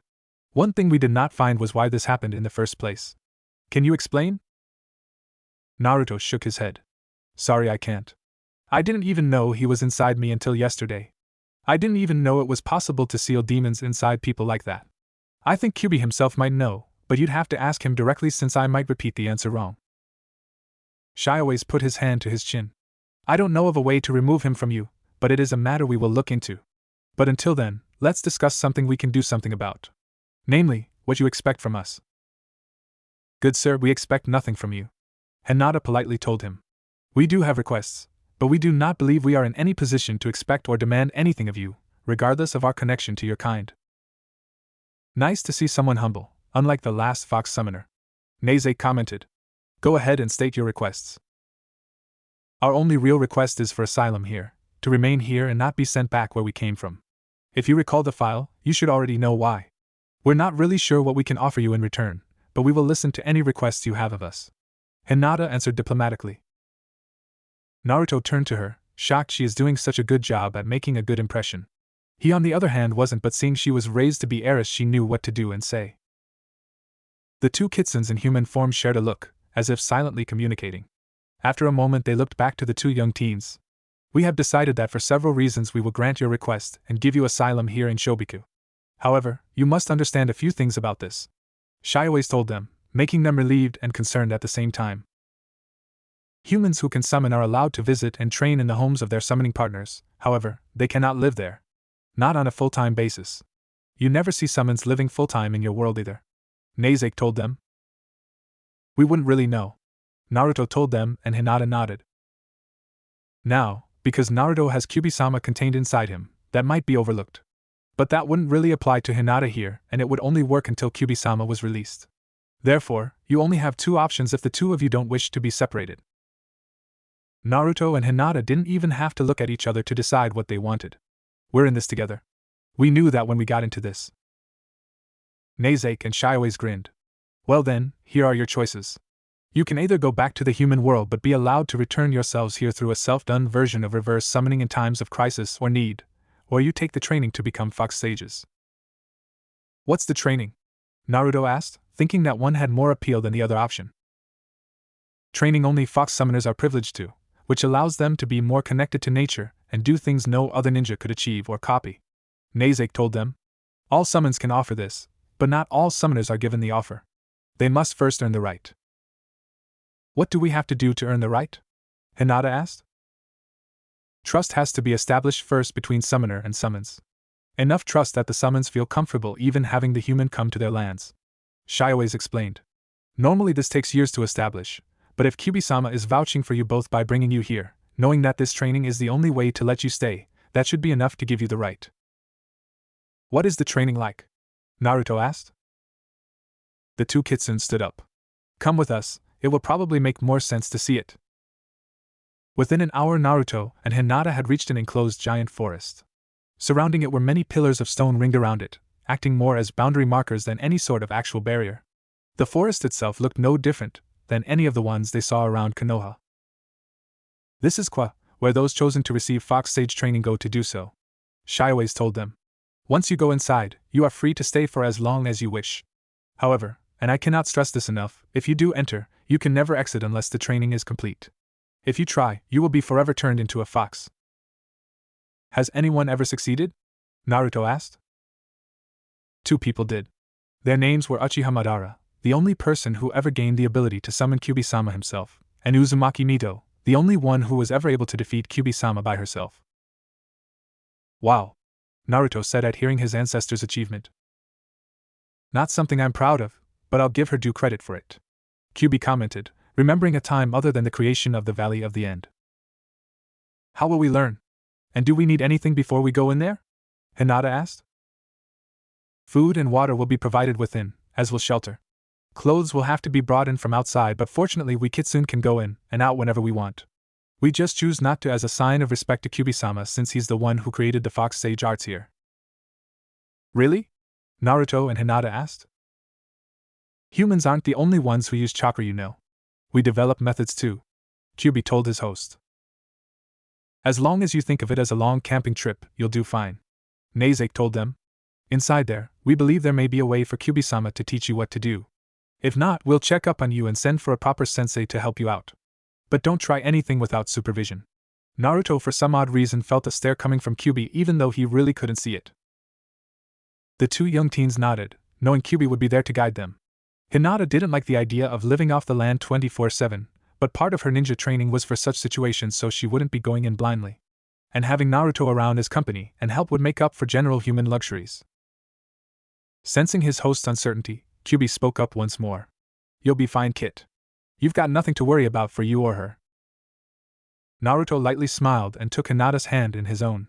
Showing he will be there for her, let's do it. Together. Hinata smiled and nodded, tightening her hold on his hand too. As the two looked into the area, only one thing came to their minds. When we finish here, Konoha and everyone in it will learn what they did wrong. Hokage-sama, we've got a problem, Hayashi said as he burst into Sarutobi's office uninvited. Usually when he says we, he really means I. The old man mentally groaned. What is it, Hayashi? I am very busy, you know. My daughter has gone missing. Vanished into thin air. She was last seen yesterday, but not one of my clansmen has been able to spot her since. The Hyuga head told him. Now Sarutobi was a bit concerned. While the Byakugan was not incapable of being fooled no matter what the Hyuga believed, the general concession on it was that if the Hyuga couldn't find something, then it simply wasn't there to be found. Which daughter, and what are the details of her last sighting? Hinata, the one who for some reason likes the brat and can't be broken of it. Hayashi said with a shameless sneer, disgusted at having to admit he had a connection to someone he would consider embarrassing to actually be a compliment towards. Hayashi's relationship with his oldest had always been a strained one. His wife Hitomi had always been against Minato's plan to warp Naruto the way he had been, and truthfully she wasn't alone in her opinion. But before she and any like her could do anything about it, any more than they already managed to succeed in, that is, Hayashi and Sarutobi had her killed in her sleep as a message to the others. Death by birthing complications was just a cover. Unfortunately, her personality had rubbed off on Hinata, as had her belief that Naruto deserved to be treated like a human being. Hayashi had hoped for his daughter's sake she learned to go along with the crowd like every other girl her age did and despise Naruto as well, but she never did. After a while, there came an order to kill her too before she got too close to him, but Hayashi pleaded for an alternative. I don't like it either, but my brother sacrificed his life to keep her in Konoha and out of Kumo. To kill her now would make his sacrifice worthless. My wife was one thing, but this is another, he told them when they presented the subject. As a compromise, they settled for altering her beliefs until she agreed with them. But no Yamanaka or Genjutsu user could affect her, for reasons they could not understand. Still refusing to kill her, Hayashi settled for intimidation and tough love, all the while hoping she'd grow out of it. But after years of it not working and only making her a disappointment to him even further, he flat out gave up on her. The only reason he didn't kill her now was because he felt doing so would be admitting he made a mistake and not doing so sooner. I last saw her yesterday afternoon when she was looking for some good luck charm, and no one has seen her since. Though to be honest, it wasn't until supper last night we even realized she was absent. We spent all night searching Konoha inside and out to find her and discipline her for this, but to this moment we can still find no trace of her. The Hyuga head told the Sandaime Hokage. That's not good, Sarutobi commented. It gets worse, Hokage-sama. Hayashi continued, somewhat worried about having to bring this part of the news up. First, when we looked inside her room for any clues, we found her hitaite in her trash can. Her trash can? Sarutobi repeated, well aware of the meaning. Hinata for all basic purposes quit her job and insulted Konoha. The only thing missing was a slash across the plate. I wish that was all, but it isn't. Considering her misplaced interests in the demon child, we checked to see if she had actually gotten the nerve to interact with him. Unfortunately, we couldn't find him either. What? Sarutobi asked, jumping from his chair and planting his palms on his desk. He's got to be here somewhere. The boy's too stupid and naive to even consider disappearing, especially now that he's finally considered a ninja. He must be hiding somewhere. I don't know how or why, but he has to be. And we must consider the possibility your daughter is helping him. What will we do when we find them? Hayashi pressed. Naruto unfortunately is too valuable to lose just yet unless he proves himself uncontrollable. As for your daughter, I'll leave her treatment to you. But that won't matter until we actually find them. He then took a deep breath. Has anyone checked Naruto's apartment yet? No one's been inside, but our Byakugan has shown he hasn't been inside it recently. Did you notice anything unusual? Hayashi slumped his shoulders. I did not personally look, and my retainers only mentioned that he himself was not inside, nothing further. Sarutobi stretched his arms. I better go see this for myself. The Sandaime Hokage left his office with the Hyuga head following him. In no time he made it to the rundown apartment that was part of a building that should have been condemned and demolished, yet stood since Naruto had to live somewhere, and the kennel certainly wouldn't take him. Having the key to his well-locked place, something he occasionally gave to the Umbu to install fear in the boy growing up, he opened the door and disabled any additional traps he helped Naruto set up, all to give the boy a fake sense of security he could easily exploit when it served or amused him. Naruto? Sarutobi called out as a token formality, testing for any reaction. He got none. A quick survey of the apartment showed nothing suspicious, except for two things. The ramen was still in the cupboards, and his own Hittite was in the trash can just like Hinata's. Strange, Naruto and Hayashi's daughter barely have any interaction at all. How could they plan something together? It's too much of a coincidence that they would reject being a ninja and disappear separately at the same time. And I made sure Naruto couldn't ever think of betraying Konoha. Yet the evidence shows they had to be doing something together, and it looks like they've decided they're not going to be genin while doing it. Any thoughts, Hokage-sama? Hayashi asked. I'm guessing your daughter has tried running from your clan. Why, I don't know, but she did somehow at some time get in touch with Naruto and convince him to get her out of harm's way. Again, I don't know why, but he accepted and they both decided to forsake Konoha in the process. That sounds very unlikely, Hokage-sama, Hayashi stated. The only alternatives are Naruto approached your daughter instead with plans to desert Konoha, or someone outside Konoha took them both and Naruto put up no struggle. Sarutobi countered calmly. Both ideas are absurd. We've made sure to mold Naruto's entire thought process in the way Minato told us to. He'd rather be castrated than give up his dream of becoming Hokage. And yet my daughter, who's barely ever talked to him, convinced him to give that up to help her? Hayashi asked. It's absurd too, but all we have to go on are absurd possibilities, and this is the most likely one of them all. In any case, we'll never know until we find them. Sarutobi replied. Gather your best trackers and send them out. I'll do the same with the best of the Umbu. These kids couldn't have gotten beyond our range yet. We will have them back and their spirits broken, he added with close to a snarl. Looking back in the apartment, he noticed something odd on the kitchen table. Wondering what it is, both men walked into the kitchen and noticed something that made them run for their lives. As they managed to make their escape, they looked inside to see a paint bomb just now explode. I think his pranks are getting to us, said Hayashi. Sarutobi nodded, agreeing with the clan head. As he closed, or rather slammed the door, a huge explosion went off inside his apartment, blowing both men off their feet and hitting the ground hard. To make it worse, Naruto's apartment wasn't on the ground floor. Sarutobi turned to Hayashi, who landed face first. I think he knew we'd be here. The old man groaned. Hayashi just moaned in pain, his pride hurt as much as his body. And considering that he landed atop a stray rock in the street that just happened to be placed in exactly the wrong spot, his shame hurt quite a bit too. Inside, Naruto and Hinata were directed to a small house that looked like a common Shinto shrine made of wood. It was surrounded by forests behind it, creating a sort of half ring on the back side, with the left side having more open room than the right. In front of them was an open space covered in grass like a lawn, something few had in Konoha, and in the front were two fox guardian statues. This is where you'll reside, Shiowa's instructed. There's a hot water spring on the other side of those trees, and the river we passed not too long ago will provide you drinkable water and a source of fish for food. You'll have to forage and hunt for meat and edible plants here, and there's room for a garden if you want us to bring you some seeds. You make it sound like we're going to be here for a while, Naruto told him. Shiowa's nodded.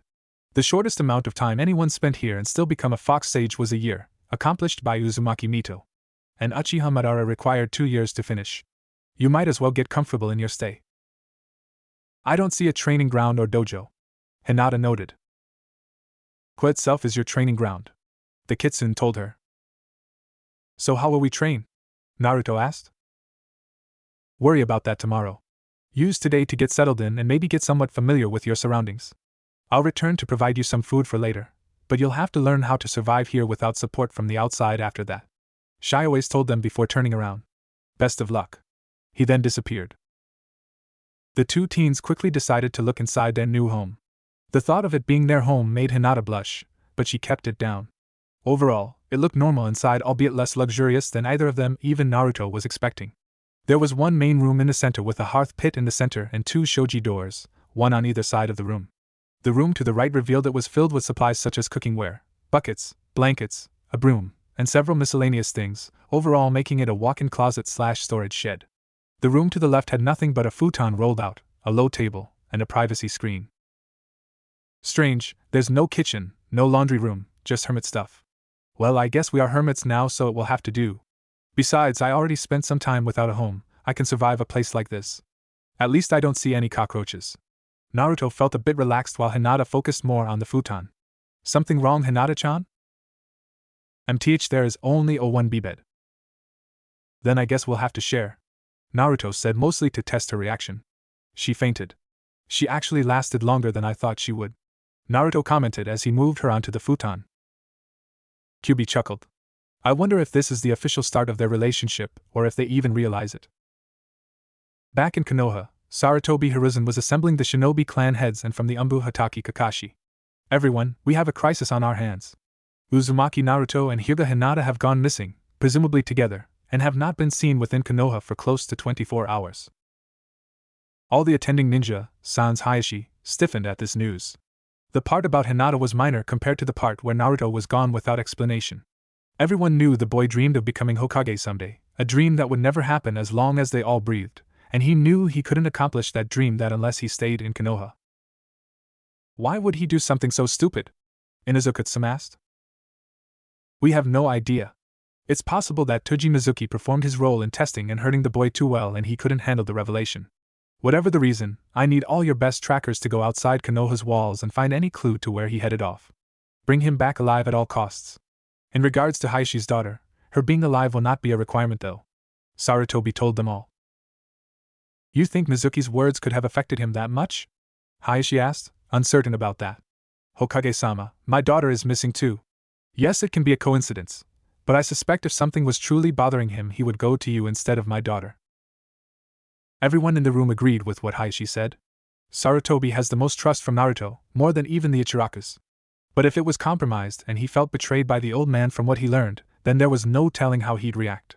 We need to find him first, and find out what happened, stated Sarutobi. What do we do in the event he uses Kyubi's chakra? Aburame Shibi asked. Subdue to the best of your ability, and if possible avoid any permanent damage. If there's a chance we can still use him, we'll take it. Even so, we can't risk him dying without Yandame-sama here to reseal the fox. Should we contact him if we cannot find Naruto? Yamanaka Inoichi asked. I would prefer not to, but if the situation calls for it we may have no choice. Now enough talk, go find him. The Hokage ordered, and the ninja finally left. There's no telling what Minato might do if he hears of this. I can only hope we find that sneaky brat first, and teach him a couple of lessons. Not to mention not having him and another of our genin will really complicate the team arrangements to come. But we can't worry about that yet, this comes first. Naruto and Hinata got comfortable in their new home that night, and as a sign of courtesy Naruto did not make her share the futon, and she was too shy to suggest they do. The next day, Kyubi was ready to start them on sage training. I can teach you everything you need to know, but it would be much easier if I could speak to both of you, Kyubi told Naruto. Fortunately, Hirankwai left a way for me to get out of being sealed if someone ever learned how to do that to me. I heard about plans to trap all us Bijou and I worked on how to get released if someone would just listen to my side for once. Do you think it will work? Naruto asked as he and Hinata went outside. Will what work? Hinata asked. Or are you talking to Kyubi again? He nodded as he listened to the fox reply. It couldn't hurt to try now, could it? Naruto shrugged and told Hinata what he had been told, and she agreed it was as good as anything else to try here. Thus that morning they headed to the center of Kwa, where there was another structure, one that looked more like a shrine than their new house did. It was smaller, and had torii gates on all 4 sides. Naruto was instructed to go inside and so he did. Once inside, several seals written up and down the walls glowed red and so did Naruto's stomach. Both teens were worried, but before either could do anything a ghostly fox face appeared on the walls. Kyubi?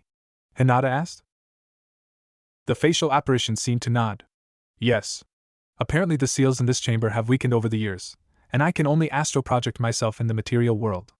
As he spoke, a body slowly formed and separated from the wall but remained ethereal. We'll need someone skilled in seals to repair the worn seals so we can make the two of us separate, but that will take time. But at least this way I don't have to repeat everything you say to Naruto started, but stopped when a second shape started to form on the wall. And judging from Kyuubi's expression, even he didn't know what was going on. The chakra apparition first took on an unclear yet humanoid shape, looking almost exactly like a ghost. But as quickly as Kyuubi had formed, its shape took on more definition too.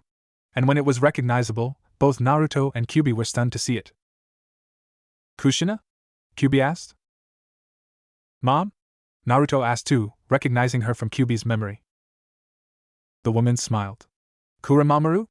Hinata looked confused at the name reference. Naruto smiled and tried to hug her, but he just went through her like she wasn't even there. I'm sorry, son, but like Kurama, I'm not actually here, but my spirit given an image in the world outside your seal. You can see me and hear me, but we can't touch. Naruto cried. Can we change that?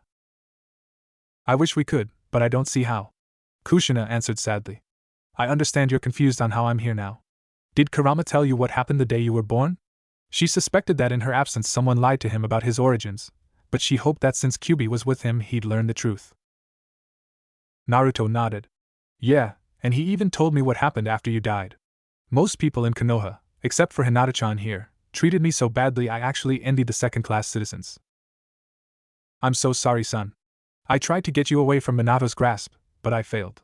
All I could do was put a seal on you that would preserve my soul in you if my body died and allow me to interact with you in time. Your soul was in him this whole time? Kyuubi asked. How could I have not noticed? You weren't looking for me. Besides, like you, I was for the most part asleep, and with Uzumaki chakra being alike, you probably couldn't tell the difference between mine and his. Kushina answered. Naruto blinked. Wait a minute, could this be part of that genjutsu the yandame put on me so I'd see fake parents at certain times? Kyuubi shook his head. Impossible. The seals here are designed to give disembodied beings like Bija sealed away in humans a way to get their bodies back. A genjutsu isn't a living creature. This can only be Kushina's spirit itself. Kushina nodded. I worried Minato would kill me before I got Kuramaru away from Konoha, so I placed an invisible Uzumaki clan seal he and his lousy sensei couldn't recognize on him by using my own afterbirth fluids. It ensured that my soul upon death would be contained within my son even if the seal itself was washed off later after it did its job. Though because it was, I was unable to communicate with Kuramaru himself without a strong secondary source of chakra being used, like Kurama's. Excuse me, but who's this Kurama and Kuramaru you keep talking about? Hinata asked. Kushina looked perplexed. Kurama is Kyuubi's real name. I can accept your ignorance of that, but how could you be with my son and not even know his name? Hinata was about to answer, but Naruto butted in for her. Mom, after you died, the yandame renamed me. As far as everyone else is concerned, my name is Naruto, not Kuramaru. Kushina looked shocked then pissed. That bastard stole not only your life but your name too? I swear I'd kill him if I could get outside this shrine. If someone were to strengthen and rewrite the seals here, that should be possible. Kyuubi commented, trying to hint to the reunited mother and son about something. They were designed to work for me, but I believe you'd fit the criteria too. You're a chakra entity without a body, just like me, so I don't see why it wouldn't. Only problem is you might not be able to leave Konoha without sage training either. Kushina smiled at the idea while Naruto perked up to hear this as well. Let me look them over, since I was taught by the best Fuinjutsu users in the world. And my-san could do the actual physical process for me. You can call me what you want, Mom. I just worry it would confuse Hinata-chan too much here. Naruto told her. The pale-eyed girl approached him and held his hand. Your name isn't important, be it Naruto-kun or Kuramaru-kun. As long as you're my friend and the boy I care for, I'll call you whatever you want. I'd even change my name too if it made you feel better about this. Kushina smiled at Hinata, happy to see her son with someone that truly cares for him, enough that she also came here with him. That's actually a good idea, so Konoha and Namikaze can't track you down so easily when you leave here, Kyuubi stated. For now, let's work on this, Naruto said. And, from this point on, the character names in context will be the names we're most used to so you know who to picture, but in dialogue the names will be what the speaking character chooses to call another character. Training in the sage arts was delayed for a couple of days so Kushina could focus on revising the seals, which required Naruto to remain in the shrine and do little training. While she was busy, she talked to Naruto about what he'd been through and what he learned about Minato's plans, and he learned from her about what kind of person she was. Kushina was also greatly relieved that Hinata didn't fall into the trap all the others had fallen into, and thought that said a lot about Konoha's character, how all but a select few turned against one child with such little encouragement. While they were waiting, Naruto tried what little training he could do indoors, such as some chakra control exercises, while Hinata tried some chakra increasing exercises too. Also, they tried a light taijutsu spar, light meaning little force behind hits and restricted movements to avoid damaging the walls. Mostly it was done to help improve Naruto's form and help Hinata improve her speed. She resisted at first, not wanting to hurt Naruto, but found it easier when she was told not to use any chakra in her hits, just work on the mobility part of the Juken. When they left the shrine, they were instructed to work on tree walking after being told how to do it, while they also had to hunt down and forage for their food. This was one of the times Naruto could instruct Hinata in something, and he felt glad that there was something he could contribute to here as well. On the third day, Kushina finally had something to say about the seals. These look like they suffered from fatigue over time. Seals are meant to last long in most cases, but none of them can last forever. Ink does fade over time after all. These ones were done well, but the ink has faded on several of them. The good news is enough remains to recreate the pattern at full strength. For a brief moment she paused. The bad news: I see no way for my son to not be affected by this. Affected in what way? Hinata asked. Kushina took a deep breath. Whoever designed this must not have been that concerned about what would happen to the Jinchuriki. It will give myself and Kurama our bodies back, but the process of releasing our chakra from Kuramaru would destroy his own body. I've been trying to come up with a way around it, but our options are limited. Our best option is to add a limiter so our chakra isn't released all at once, but the process would still be incredibly stressful on his system and he might suffer a chakra-induced seizure. However, we can avoid that by placing a seal on Hinata to give your chakra systems a temporary connection to each other so she'd reduce any stress on him by half by providing a second outlet for us. Once she finished, she saw her son look towards Hinata with concern. Wouldn't that harm her? No worse than it would harm you. Of course she'd be exposed to Kurama's chakra too, but not long enough to truly be endangered by it. If it'll help Naruto-kun, I'll do it, Hinata said before he could then looked at him. Like I said before, we're in this together no matter what.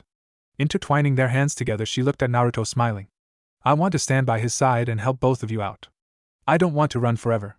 Sooner or later we will have to make a stand, and if this can help us, I'll do what I can. Everyone turned to Hinata, shocked from what she said. Kyubi smiled and agreed with what she said.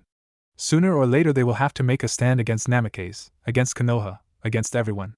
It would be foolish to pretend their problems were history now. Kushina, watching them both, couldn't help but smile, seeing how dedicated they are to each other in the matter of a short time. Very well. Son, take the supplies and do what I show you. There was a bottle of ink and a brush brought to them by the foxes. Naruto took the brush, dipped it in ink, and traced on the walls where Kushina moved her fingers since she couldn't do any of the sealing herself. It was a slow process, but it had to be done carefully. Especially the part where they had to add to it to safeguard Naruto, and on Hinata's bare stomach and back for her to do her role. Nothing inappropriate was exposed, but both got red from it. Ready? Kushina asked. Naruto nodded. Good, then channel your chakra into this seal. Hinata, make sure no matter what you never let go of him, and try your hardest to keep the seal on your stomach in contact with his own. Hinata nodded and pressed herself against him until her bare stomach was touching his own. With this kind of contact, Naruto could feel her pressing into his chest too and got nervous, but did as told and channeled his chakra into the seal Kushina specified for a moment. The result was the entire sealing system in the room seemed to create a vacuum around Naruto's chakra system, and singled out any foreign chakra with it. The vacuum effect started working around the seal to pull Kyubi's and Kushina's chakras out, weakening the seals and undermining them. Sure, the seal was a near-flawless recreation of an Uzumaki seal, but like elements, one was always overpowered by another in some way, and seals worked no differently. These seals on the wall would soon overpower the containment seal. Naruto gritted his teeth and shut his eyes, trying to bear the growing pain. It felt like someone was trying to suck his organs out of him, and weren't doing a good job of it. Hinata felt the worst of a lot of extra heat coming off of him. The heat around her stomach soon started to become close to unbearable, but she pressed herself more onto him.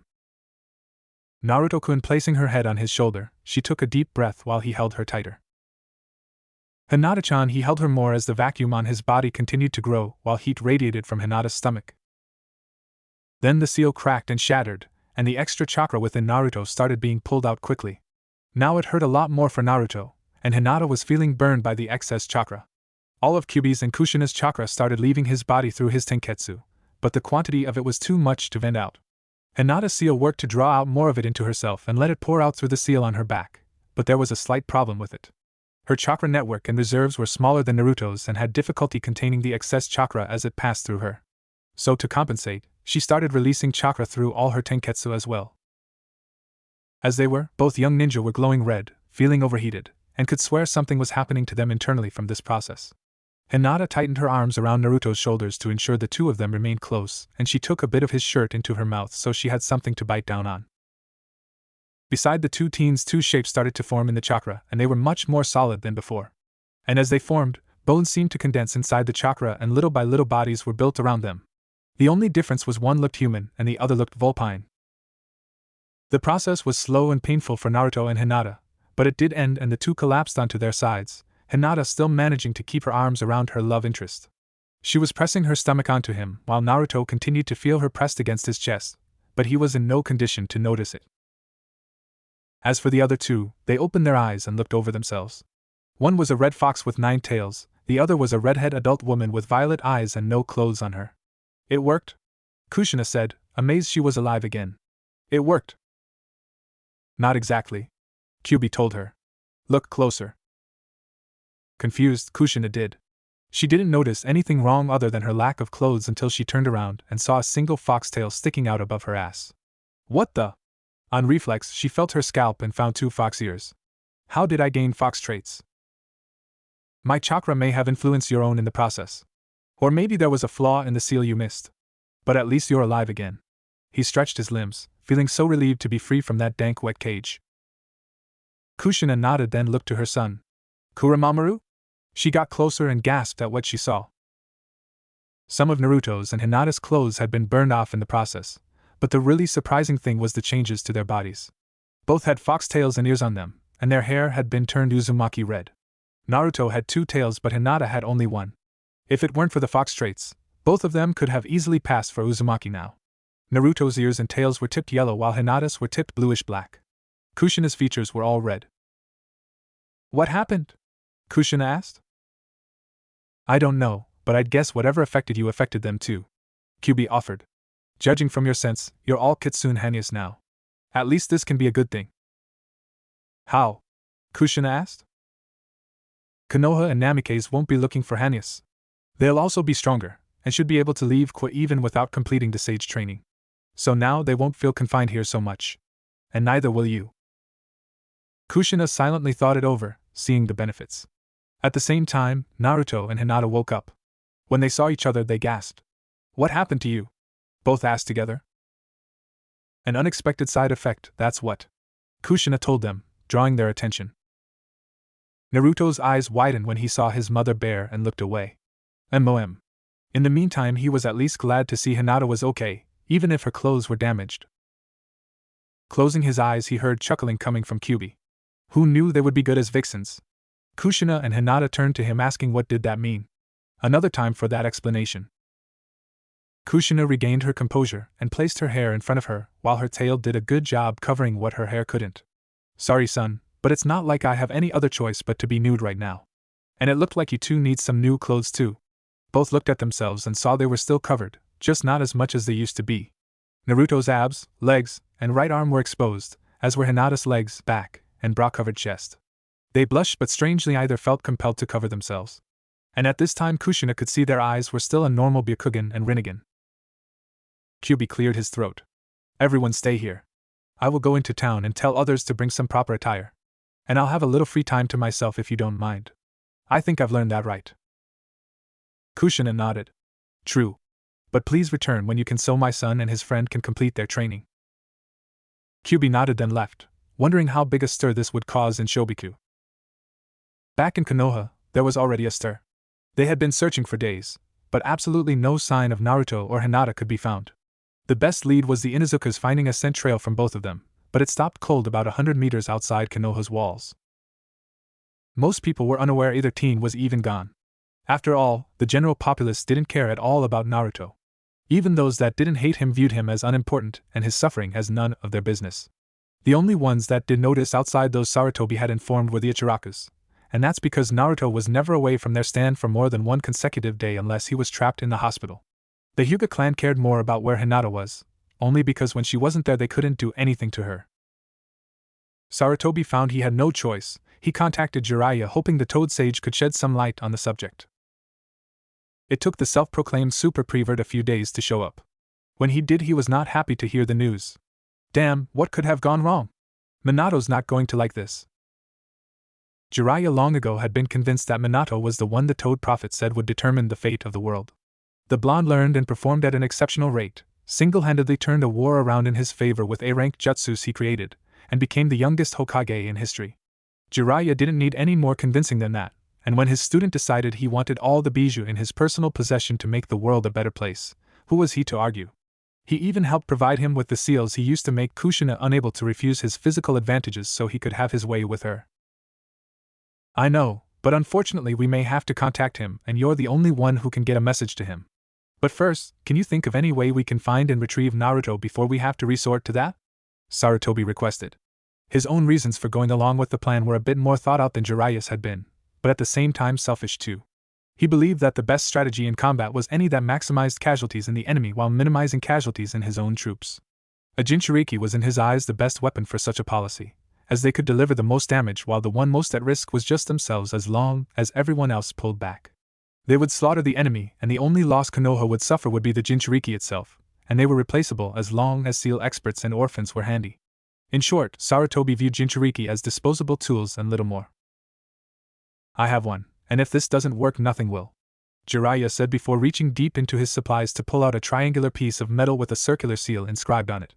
This is a chakra compass, designed to track only one chakra source and point the holder to where the source is. Of course, this one is designed to lock on the kid's chakra. Even if Naruto's outside its range, it should at least take us to where he's used chakra, then from there we should be able to find him. How long would that take?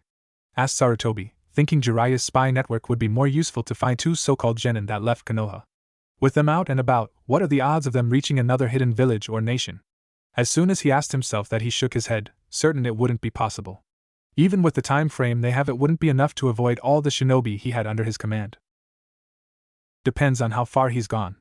Which I doubt is far. If anything, he's probably just hiding somewhere really well waiting for us to stop looking for him, answered Jiraiya. Well, no more of that.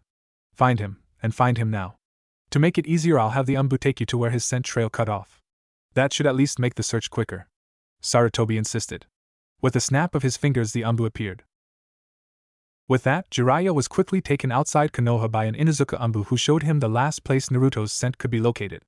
The Toad Sage activated the chakra compass and held it out on the palm of his hand, knowing after it locked onto Naruto's chakra it would point the general direction the whiskered blonde should be in.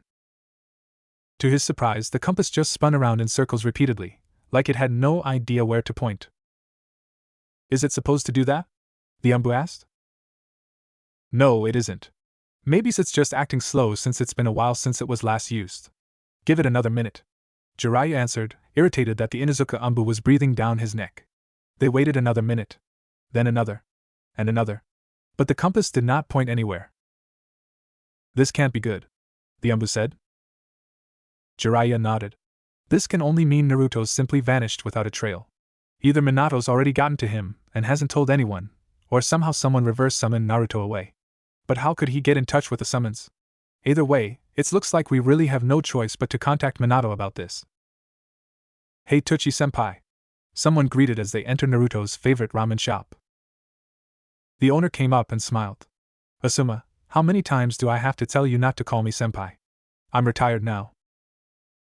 Like I keep telling you, you were in the 12 Guardians before me, so I'm kind of obligated to see you as a senpai. I even took your place, so that obligates me more, Asuma said in good nature. I'm surprised your father let you come back. He was pretty mad when he sent you off to work out of Konoha. Asuma nodded. I hate to say this, but at the time I was actually glad he couldn't kill Orochimaru. Don't get me wrong, the traitor deserves to die, but since my old man couldn't kill him, killing me wouldn't be any easier. Tuchi nodded. So how did you convince him to let you return? Surely you knew he had no intention of letting you protect Naruto like you did years ago. Actually, he asked me to return. Tuchi sure was surprised. He did? Why? How about I tell you while I'm eating? I'll take a usual for me. Tuchi nodded and went in the back to prepare the food. He came out and handed Asuma a bowl of chicken ramen. So what can you tell me? Not much really. At first I was just upset he kicked me out, then said he wanted me back. Right before Naruto became genin even. Usually I'd say no, but I knew something was up so I had to check into it. Turns out he wanted me to be a Jounin sensei now. Of course I was hesitant, and made the token argument that only if I looked after Naruto. He said absolutely not. Another Jounin was selected for that. Someone who would follow my father's plan to stunt his growth and warp his mind. Tucci groaned. Their plans sicken me. If it weren't for the fact they threatened to send my daughter to a whorehouse, I would have told Naruto what his idolized Sandaime really thought of him. Asuma nodded and ate some more as he spoke. Even with my pleas he refused to change his mind. Something about how it was for the best. Criminal is what I would call it. After that I asked why he wanted me back here in the first place since neither of us had changed our stands on the issue. Personally I think the Fire Daimyo has some role in it. Everyone seems to have a stand to take when it comes to Naruto. Day after day the poor boy suffers, yet people like us who try to do what's right are the ones accused of being criminal. Tucci nodded grimly. It's a shame there aren't enough people like us to effectively stand up to those going along with the Hokage. Asuma nodded as he swallowed some noodles. Nowhere near enough to make a change.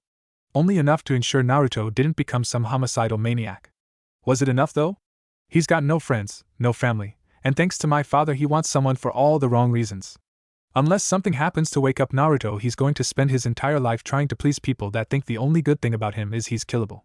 Not even those his own age might give him the chance to prove himself with the way he's been forced to become what he is. Tragic, really. Even so, I'm not giving up that easily. Despite what they want for him, Naruto has the right to be happy with where his life goes. I couldn't say it better myself, the old ramen chef replied. Asuma then tapped the bowl with his chopsticks twice. Thanks for the food, senpai. He then stood up and paid for it. Someday you'll have to address me normally, Tucci said, taking the money. Not today, the wind user said in a friendly manner before leaving the stand. Tucci took the used dish and went into the back room. Did you get that? Ayam nodded. I think I did. She held up a pad of paper and pen. If I heard the code right, then this is what he was telling us.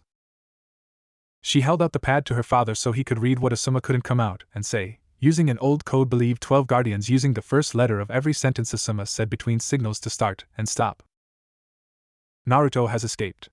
Now hunted. Back in Shobiku, Kyubi was getting reacquainted with his own kind while Naruto, Hinata, and Kushina were doing a little bonding in private, after getting fresh clothes of course. Kushina was given a purple kimono with a green obi and Hinata was given a lavender yukata with a white obi and white diamond shapes scattered randomly over it. Naruto was given in dark orange haori with black hakama. Since the fox summons hadn't interacted with people in a long time, they were a little behind in current fashion trends. They spent a lot of their time training and getting used to their new Hanyu bodies, but what they really did the most was get to know each other better a bit more. Virtually every time they did anything there was a conversation with some more secrets and facts shared between them. With this, Naruto got to learn more about Hinata and see her as something other than the shy quiet girl from his class and got to learn more about what his mother experienced. Kushina learned a lot too, but little of it made her happy. She learned what Minato had arranged for after her death. She learned what Naruto experienced from thoughtless and well-aware people, be they civilian or shinobi. She also learned about what Hinata went through, and while it wasn't personal for her, she did feel for the girl. I think I have an idea why the genjutsus used never affected you, Kushina told the former brunette. Ah, really? What do you think? Hinata asked, her stutter greatly disappearing being around Naruto so much without fear of rejection from him. Genjutsus are designed to work by targeting the sensory part of the brain and control what the brain perceives as real, the level of control based on the power and purpose of the jutsu. The Byakugan is meant to see through genjutsu because the eyes send signals to the brain that conflict with what the genjutsu tries to make the victim see, thus weakening the genjutsu and destabilizing it so it falls apart quickly. Problem is the Byakugan is not immune to genjutsu since some rare types can affect the mind despite what the eye sees. However, I suspect you may have an inherent immunity to genjutsu, at least enough that your mind can't be controlled in such a way. Though you should still be prepared for the possibility some genjutsu can affect you, Kushina explained, tapping her chin thinking of the subject at hand. You really think so? Hinata asked, surprised by the theory that her mind was immune to outside control somehow. It makes sense to me. After all, the Sharingan often gives its wielders powers other Sharingan users don't possess. Why wouldn't the Byakugan work the same way? Kushina replied. Hinata thought it over. While she didn't know much about the Sharingan other than what spiteful elder Hyugas told her about it, she had no reason to believe Kushina was wrong in her claim. And she did recall hearing about several exceptional Hyuga with unique traits, like one without a blind spot and another said to see real ghosts. Maybe she did have a special version of the Byakugan that protected her free will better than most people. It would explain why no thought-altering genjutsu had worked on her before. Kushina was glad to get that out of the way, but she had another thing to explain to Naruto. Relearning everything Konoha had tried to teach him. And while he had accepted the fact that most of what he had learned in Konoha was not good for him, this was basically reprogramming him, and it wouldn't be easy. Fortunately, the factor in her favor was that there wasn't a whole lot to correct in the first place. Son, as you already know, Konoha tried warping your sense of right and wrong so that they could take advantage of it. And they kept you just smart and strong enough to serve their purposes but none of your own. I think that's why they set up the whole thing where you stole the scroll. They were probably testing to see if they succeeded. I suspect that if you remained in Konoha unaware of all this, it would have been months before you learned anything more, even something as simple as tree walking. We're going to change that while we're here, even though it may mean relearning everything you thought you knew. Sounds boring, Naruto said, not whiny because he didn't want to offend his mother. I know, but not everything that needs to be done is fun to do, Kushina told him. With my help, you'll become the kind of ninja you always wanted to be, not the kind Namikaze wanted. Everyone agreed to refer to the Yondaime as simply Namikaze, thus in no way honoring him. And with my help, you'll be able to stand up to any threat that comes your way. You just need to know how and why. Naruto nodded. Do I need to learn any of this? Hinata asked timidly. I imagine it wouldn't hurt. The Hyugas may not have been able to affect your behavior directly, but they certainly made up for it by raising you as they did. My lessons will help you learn how to fight back rather than just defend yourself. No good warrior goes into battle armed with just a shield. You need to learn how to hit back, even if it hurts someone. Hinata slowly nodded, well aware of that even though at times her body seemed to disagree with her. I will try. Okay then, let's start with the obvious stuff. Kushina started, then proceeded with telling them what was appropriate and inappropriate, both on the battlefield and off it. She was met with many questions and instances of denial, but over the days she felt she made an impact. In a hidden place in the elemental nations, a man who hid his true name and face away from the rest of the world was relaxing in private and enjoying his favorite meal and drink. Times like these he allowed his face to be unmasked, mostly because no one would see it. He didn't look much different than he had 13 years ago, other than his hair and eyes. His hair, once long and blonde, was now short but still spiked, and thanks to a seal he placed on his scalp hidden by his hair, his follicles grew it as black instead of blonde now. His eyes used to be blue, but he had arranged for special surgery to have them replaced with a dijutsu he knew would grant him even more power than he already had. And unlike Kakashi, who had surgery on the field with limited tools done by a non-professional, his surgery was done in a hospital with all the proper equipment performed by experts. Thus he could use his new eyes freely and even deactivate them, unlike Kakashi. You can't ever have too much power, he thought, his basic principle on life. I'm just glad Fugaku agreed to donate the eyes of a dead Uchiha all those years ago. All he asked in return was a guarantee he would become the Godame. Too bad he wasn't patient enough to wait for it. Oh well, I got what I wanted out of the deal, and that's the important thing. Originally, Sarutobi was only supposed to hold the Hokage position for a couple of years, then give it to Fugaku under Minato's orders. During the third year of Sarutobi's second reign, the old man decided he didn't want to give up direct control over Naruto and fought to keep his position. He persuaded Minato that Naruto was seeing Sarutobi as a source of support and comfort, and replacing him with Fugaku might drive Naruto in a bad direction and delay him being of proper use for a while. Minato convinced Fugaku to wait just a bit longer. He reasoned that when Naruto was a bit older he could handle the difference in Hokages. Sarutobi kept delaying, and by the 6th year Fugaku ran out of patience. He decided he was going to take what he had been promised whether Minato supported the decision or not. Unfortunately, Sarutobi got wind of the coup d'etat and used Itachi to eliminate the entire clan as a message that he was the one in charge until Minato came back. Minato couldn't say he completely approved, but he liked Sarutobi's initiative here. He then requested that Itachi be sent to join his forming group that, when strong and organized enough, would be used to track down and capture the Jinchuriki. Not to mention, Minato wanted to keep an eye on someone who was capable of killing an entire clan on his own in one night. That kind of talent threatened him, and he wanted the chance to use and possibly eliminate the prodigy. So far Akatsuki's going fine. Orochimaru bailed on us, and that slowed us down, but we should still be ready to start pursuing the Jinchuriki within a couple of months. We still need to finish excavating the statue that will contain them and finish understanding the jutsu that will separate Bijou from Host. And here Nagato thinks this is all his idea. What a fool, like all Uzumakis.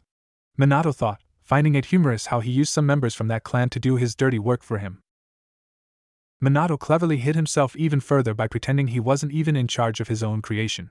That way, if someone came looking for it, Nagato would be the focus of the attention. With his Toby persona and role, Minato would barely be given any thought as a serious threat, even within the group. That's another reason why he kept the focus off himself. These were missing Nin with personal issues and fondness for aggression after all. No reason for them to turn on him and be killed, thus resulting in delaying the project even further. A puff of smoke appeared in front of him, and before him was a green toad. "Hey Minato, Jiraiya has a message for you." "What?" Minato asked, sounding annoyed. "He says some kid from Konoha has gone missing. Vanished off the face of the earth. And apparently this is no ordinary kid. He referenced the tale of a gutsy ninja, saying you'd know what it means." "What?" Minato asked again, this time shocked. "Naruto is missing? Damn it, this was not supposed to happen. He's supposed to be in Konoha trying to gain respect and strength until I come along and use him for the final stages of my plan. Someone screwed up here." The toad nodded. "That's what he says. He thinks the kid may have gone to the summon realm.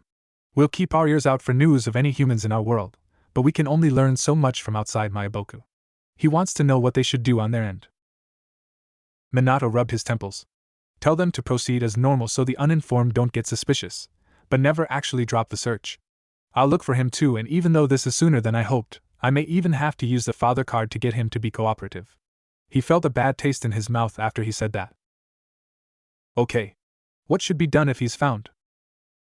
"Capture and contain, but don't kill. I need him alive for now." "Understood," the toad said before disappearing.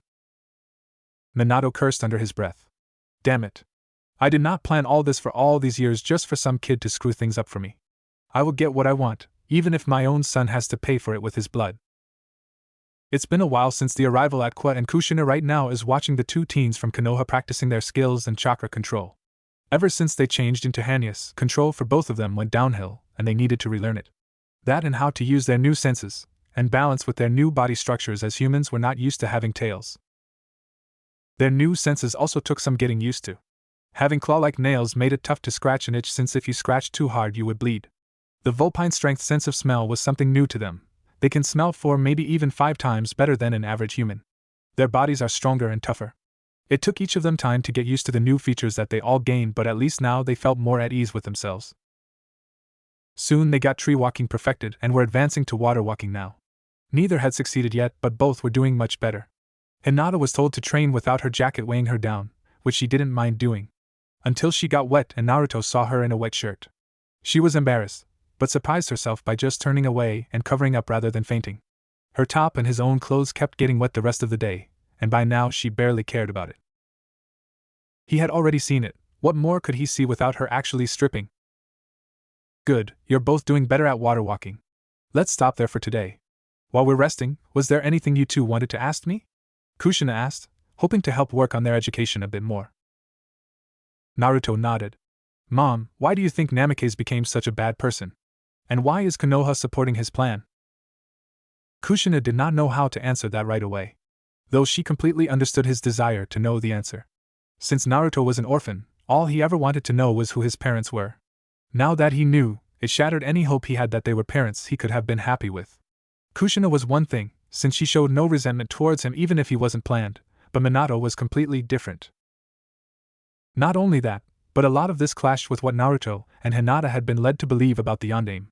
While she was alive, Kushina knew Minato had been praised and glorified a bit by those that heard of his exploits. But apparently since her death the glamour had only gotten larger, likely encouraged by those that knew he was still alive and those that were still bitter about Kyuubi's appearance years ago. Either way, the general consensus in Konoha was that Minato was a very admirable and heroic man that would be loved until Konoha's dying day and beyond. To hear he was a vile, cruel man, to say the least, was hard for the teens to comprehend even if they weren't arguing with the evidence. They have seen what has happened and the evidence left behind. Even Kushina wondered with all these files how much damage it can do to Konoha if others saw it.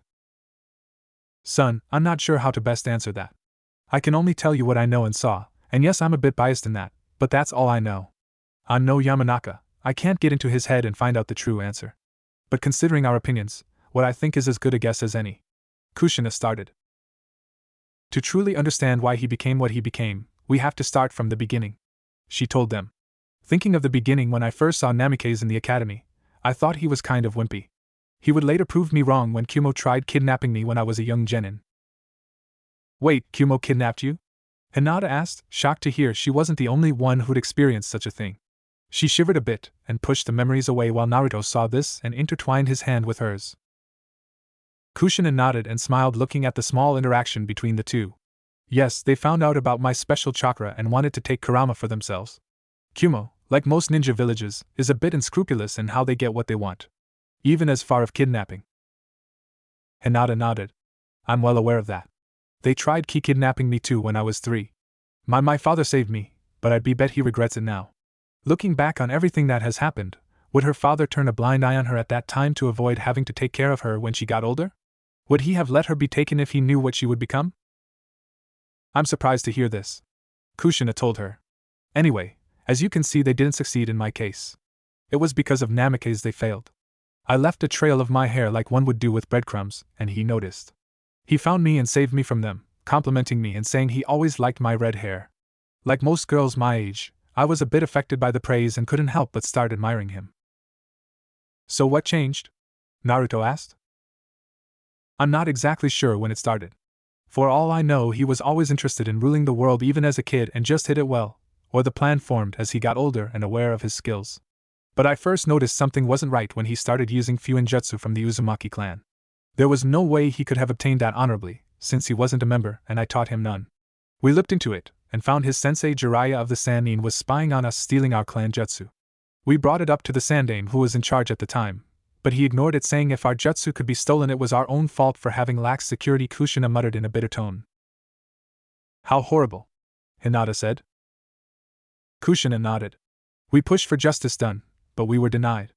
After that, Uzumakis kept being sent on mission after mission, and the fatality rate started getting large for our clan compared to others. After a while we realized what was going on. Hinata gasped. They were killing you off little by little to avoid a scandal. Kushina nodded again. Just like the Uchiha massacre, just done slowly rather than all at once. Thanks to the files Sarutobi had written down, they all now knew the truth behind Itachi's actions.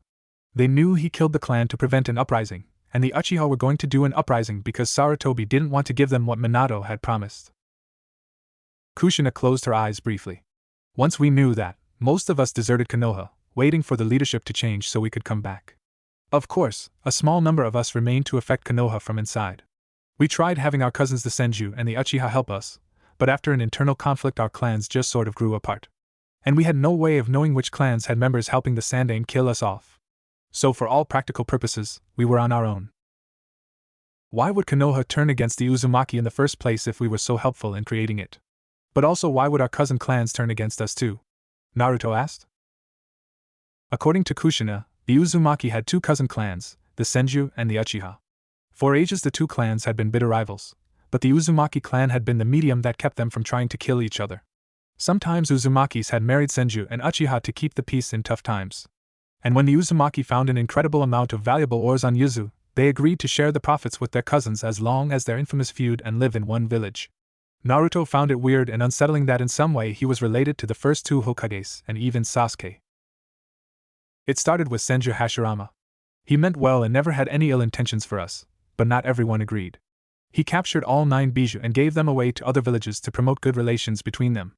Giving another person something that can be used as a weapon says a lot, and anyone with any sense of honor would find it hard to use such a weapon against the one who gave it to them. Some Senju and Uchiha did not agree with this, thinking they should have kept all bijou for themselves to beat all other villages into submission. Him marrying a Jinchuriki wasn't taken well either by many, but the Senju did not completely oppose. From there things didn't improve that much. Senju Tobarama fought for our cause like his brother, but a good number of his family were against him by then. They denied us any interaction with our brethren in Uzushio, and restricted our mission availability and knowledge access within Konoha, claiming since we were connected to another village our loyalty was questioned, and always would be until we absolved any and all connection to Uzushio and swore complete loyalty to Konoha from then on. We hated it, but we had no choice but to agree. From there, it only got worse. Kushina continued. By the time I was made into the second Jinchuriki, Uzushio was under attack. The devastation was swift and extreme, and Uzushio didn't stand a chance. Everyone was killed, even down to the last baby. I believe some from the village did escape and are hiding, but for all official reasons, there were no survivors. She then glanced at the files. And now that I know why, I still feel like I want to throw up. According to the files, Yuzashio's destruction was set up by Konoha itself. After the Konoha-based Uzumaki chose to remain and Mito died off, some people in Konoha decided to ensure no one in Kushina's family even had the option of connecting to Yuzashio again. To do so, they eliminated the village and any witnesses to the crime, blaming it on an enemy village that couldn't be properly identified. And thanks to spies like Jiraiya and more, they learned how best to get around Yuzashio's defenses for an even more effective massacre. After that, we were basically prisoners in Konoha. Even as a child I knew that, but I also knew they couldn't afford to kill us off completely. We were the only clan in Konoha that could safely handle being made into Jinchuriki, so they needed us to be made into their weapons. We were trying to find a way to save ourselves by determining who our real allies were, and sure enough, Namikaze made that difficult. The scorned woman paused to avoid giving in to her anger for a moment, but the two teens clearly saw her tighten her fists and scowl with closed eyes. She recovered after a moment, but still looked upset. There was a benefit to our actions that will come very much in hand for the two of you later, but for now I'll continue my story. While we were trying to find our allies, Namikaze in one move single-handedly turned all of the clans against us. How? Naruto and Hinata asked. He masqueraded as one of our clansmen, got together with the Hyuga clan. She paused, giving Hinata an empathetic look right then, and created the caged bird seal. What? Hinata asked, standing up. That man is the one who created the seal? Kushina sadly nodded. But that can't be. It's been used for generations. Only 2 generations. Kushina corrected. Your clan created a false history for it to justify its use and silence anyone who'd reveal the truth. Those that promised to support Namikaze in his goal became the main house, and those that refused became the branch house or dead. And from what I heard, he had no qualms in silencing those that would have resisted. He killed anyone and everyone to keep their mouths shut. Then when he was finished, he told all clans that the seal originated from my clan, and a non-Uzumaki seal expert verified that claim. We tried to tell everyone that we did not create it or even have anything to do with it, but the damage had been done. To all the other clans, we were a clan that could enslave virtually anyone. They were afraid of you, Naruto commented while Hinata took a seat again, this time a little closer to him to calm herself down. Kushina nodded. From there we were an isolated clan. Even the Senju had to break away to save face, though they promised it was just a political move to avoid the fallout, and they'd continue to support us in our hard time. At least some of them. By that point, Namikaze approached me offering me a chance to escape the prosecution. By then I knew full well he was the one behind most if not all of this, and any admiration I had for him was too dead to resuscitate. I told him to go fuck himself, and he said he'd rather fuck me. Then when he set off a series of seals I lost my mobility, and he did just that. Kushina teared up a bit at the memory, but before Naruto or Hinata could say anything to soothe her she continued. Somehow he knew I was the Jinchuriki, and somehow he learned that giving birth was the time the seal on a Jinchuriki is at its weakest. He impregnated me to weaken the seal and lure Kurama out, then he could reseal him inside the child and do what he wished with it, having all of Kurama's power at his fingertips. He also knew I would never allow him to touch me, so he knew exactly what seals to use to make me unable to resist him. Now that I think about it, this can only mean he either stole more from us than we originally thought, or someone in my clan turned to his side as well. Her body quaked from repressed sobbing. Naruto now felt he had the chance to ask an important question. Mom, why didn't you get rid of me before I was born? If you did, all of this could have been prevented. Kushina looked at her son, horrified. He said that. Son, I couldn't do that. I was taught that's a horrible thing to do, and even if I had, Namikaze would have likely tried again and again until he got the result he wanted. I thought I could have you in secret, and maybe leave Konoha to give you a real life, but that bastard found me and killed any chance of that. I'm not like the others. I can't even think of killing a baby as something good to do. I'm glad.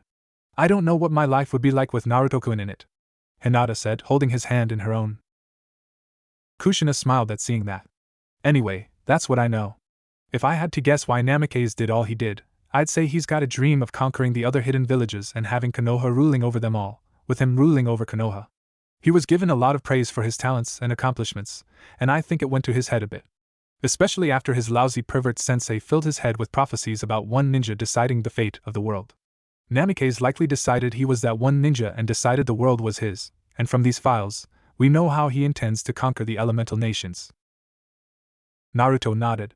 He's going to try and capture and kill other people with demons in them too, then use their demons for himself. I'm only alive because he thinks using me will make it easier for him. Kushina nodded.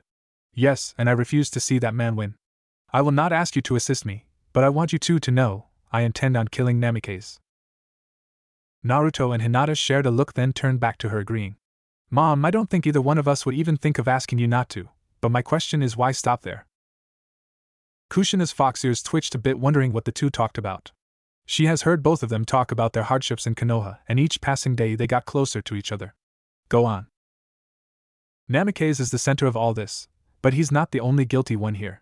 The clans supported him, they encouraged him, they knew full well what was going on, and what he wanted from me. And they helped him make it happen.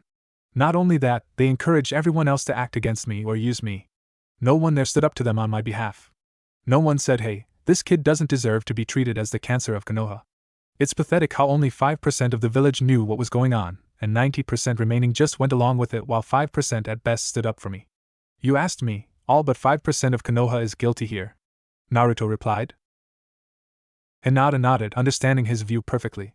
The leaders of Konoha hate Naruto-kun because Namikaze told them to, nothing more.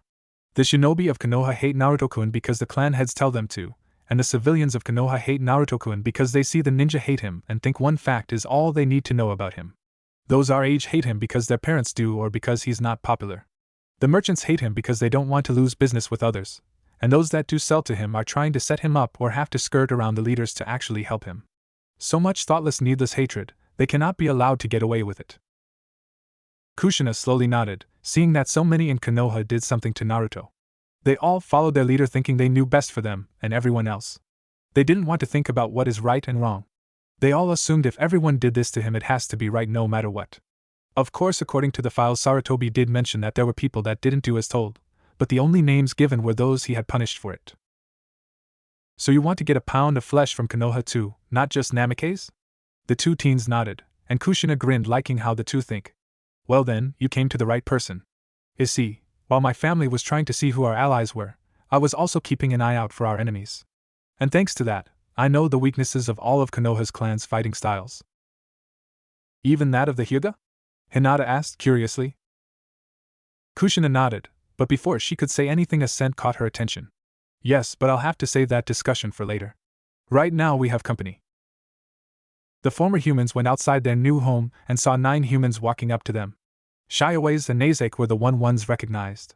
One particular person stood out the most. He was a fairly tall and lean man, who had long orange hair that almost matched Naruto's old jumpsuit but was a bit darker in hue with red eyes that were much brighter than Kushina's hair. He also wore a regal long-sleeved red kimono that looked like it was made of fur, even the black obi, with a hakama bottom and old-fashioned boots.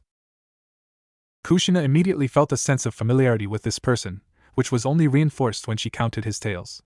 Kurama? One of the others in the group got angry. How dare you refer to Kyubi-sama in such a dash? He was cut off by the central man lifting up his hand, making him nervous by the glare he sent him. Uzumaki Kushina and her kid have my permission to refer to me in whatever manner they choose. And yes, Kushina, I am Kurama. With a fox grin he looked at everyone. Wow, he's hot. Kushina thought, surprising herself while a blush slowly appeared on her face while Hinata elbowed Naruto, getting his attention. Huh! Mom's face is red? Naruto thought, not expecting that reaction from her. Hinata just smirked at the sight, knowing better than anyone what that meant. I'm here to inform you that because of your transformations into Hanias, we are going to be taking a strong interest in your sage training. Kyubi told them. However, before we go into detail, there is an issue we must discuss. You see, Kushina here is not listed as a fox summoner, and initially has no right to be here in Shobiku.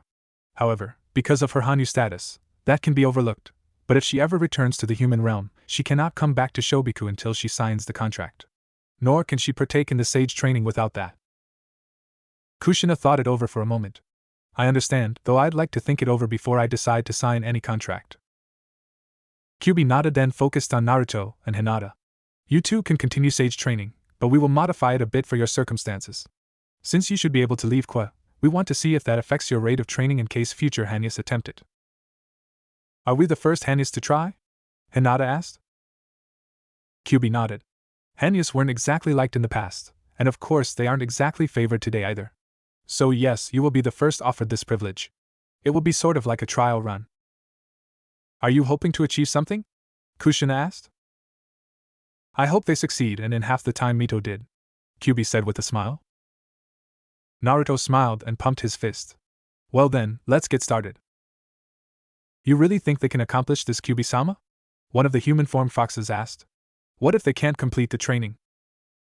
We can only hope they can, Kyubi answered simply. And Kyubi's words are only going to be bold when he's in demon form. Thank you for the report. You may go now, Sarutobi said to the visiting toad, who had told him what Minato said. The toad nodded and disappeared back to Maiboku, and the Sandaime leaned back in his chair, smoking on his pipe. At least Minato's not holding us responsible, not enough to do anything about it anyway. But we better be on guard in case he decides we're a liability to him soon. I don't want another massacre on my hands. Eyeing his desk, he sighed. I should probably add this to the log so we can ensure no repeats in the future. He opened the drawer with his portfolio and pulled it out, opening it to the most recent page and started to write in it the recent development and his thoughts on it. Luckily for Naruto, Sarutobi had fallen for his trap. Kyubi instructed his host to leave a decoy so the Hokage wouldn't immediately realize what was going on here. So Naruto got an empty file and blank papers, and was instructed by Kyubi to leave a seal on it. This seal was a genjutsu Kyubi cast through Naruto to trick Sarutobi into seeing what he expected to see, thus sparing Naruto the hassle of rewriting the entire thing in handwriting that Sarutobi would recognize as not his own. As long as the old man didn't look at it long and carefully, he'd never know Naruto had the real thing. And so the old man wrote away how Naruto and Hinata vanished, unaware what he was writing was the only genuine entry now in his log. How the old get senile with age and grow bitter with power. Time seemed to fly by for the young ninja, though it was only a month or so. During that time they both completed water walking, and Naruto's taijutsu and ninjutsu skills more than doubled, soared practically. As expected, he was a terrific student once he actually had a teacher who did their job the right way. Hinata did great too. Her skills, while not terrible, were sharpened rather than dramatically increased. Though her ninjutsu was added to thanks to Kushina's advice about not being limited to just juken. This also helped increase her chakra reserves further, which were already tripled thanks to her transformation, making hers about 3/4 as large as Naruto's currently were. Thankfully that was large enough to at least start sage training. The first part of training was learning what exactly the sage arts were. Luckily Kyubi was there to explain.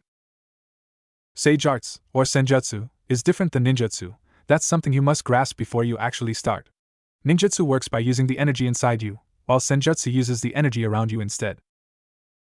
Energy around us? Naruto asked. You mean not chakra? Not quite. You see, the earth generates its own type of natural chakra. Senjutsu allows you to draw this type of energy into yourself and merge it with your own chakra, giving you a newer, stronger type of chakra. With this, all your ninjutsu, genjutsu, even taijutsu become enhanced, and new methods become available to you as well. These are senjutsu, methods based on or strengthened by sage chakra. Hinata nodded in understanding, then saw Naruto was still trying to grasp it. Think of how ramen tastes better when you've got more than just broth and noodles. This energy is like an extra ingredient to enrich the flavor. He smiled. Oh, I get it.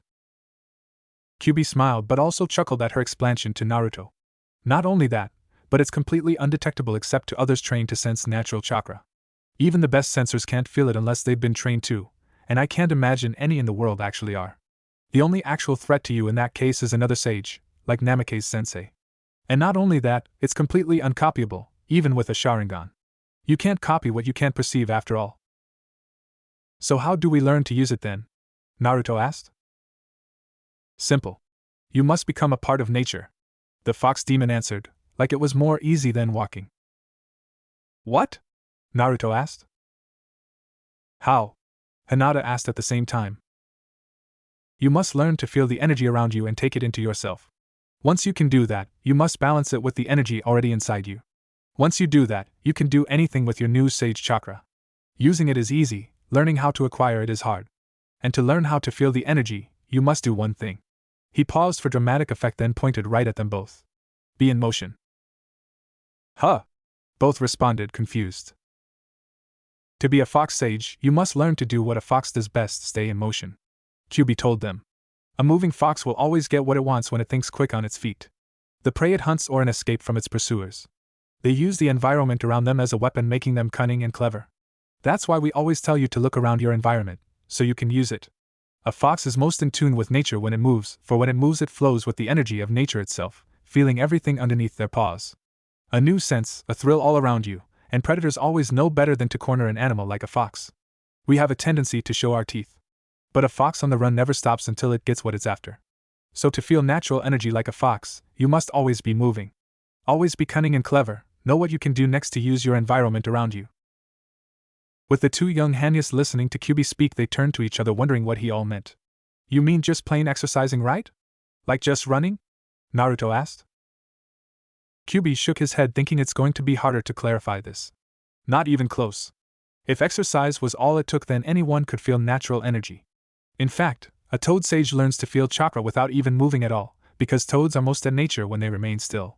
Not the case for foxes, we need to be on the move. And move until we aren't even thinking, just reacting and letting nature and instinct guide us in place of thought. Only then will you feel the natural energy and learn to draw it into yourself like a fox sage would. You must trust your gut and do what feels right, like protecting someone very close to you. Kyubi stared at Naruto, hoping he would understand its meaning.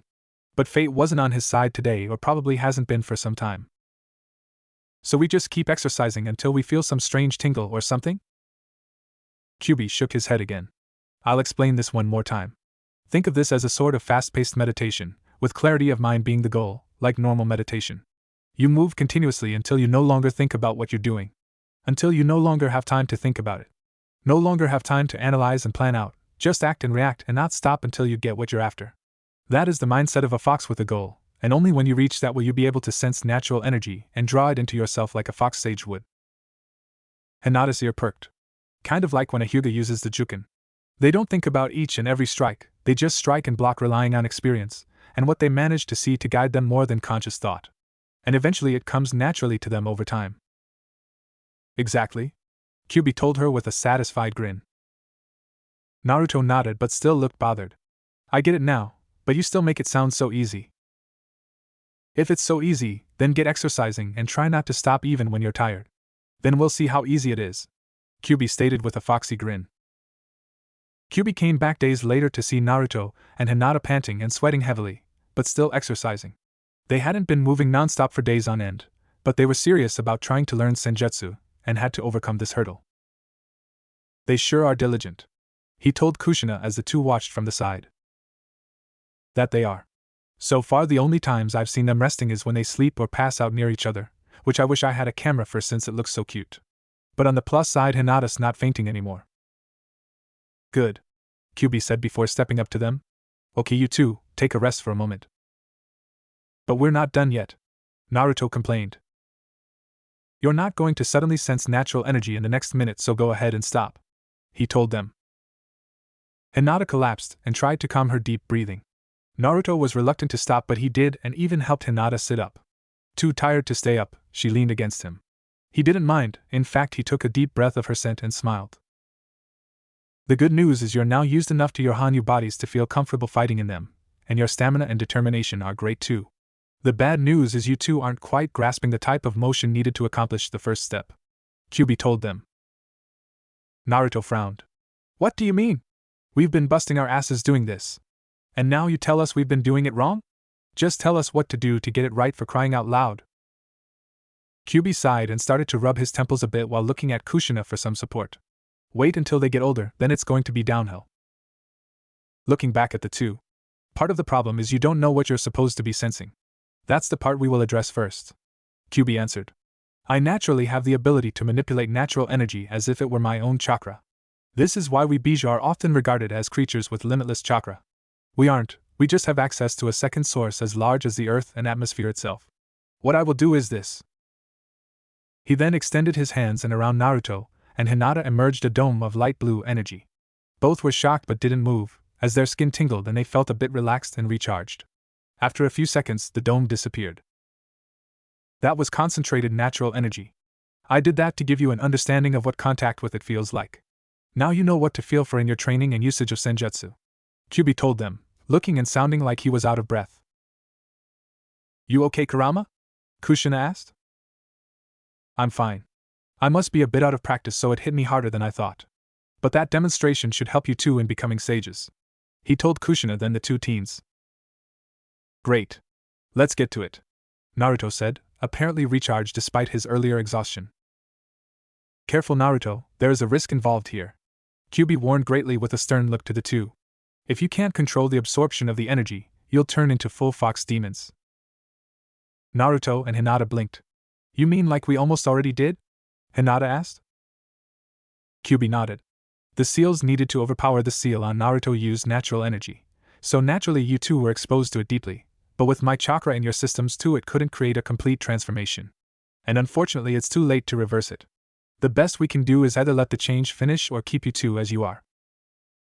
But why did the energy change us in the first place? Naruto asked. Kushina hearing this raised an eyebrow and turned to Kyuubi. It's like your chakra that affected my son when I was carrying him. That's why he has the whiskers marks after all. I'm glad. He looks very cute with them. Hinata commented, nose shyness stopping her from saying that at least. Kyuubi didn't think that was it. Humans aren't meant to use natural energy like we Bijou are. When it gets into you, it overpowers your own chakra and greatly affects your body on a cellular and genetic level.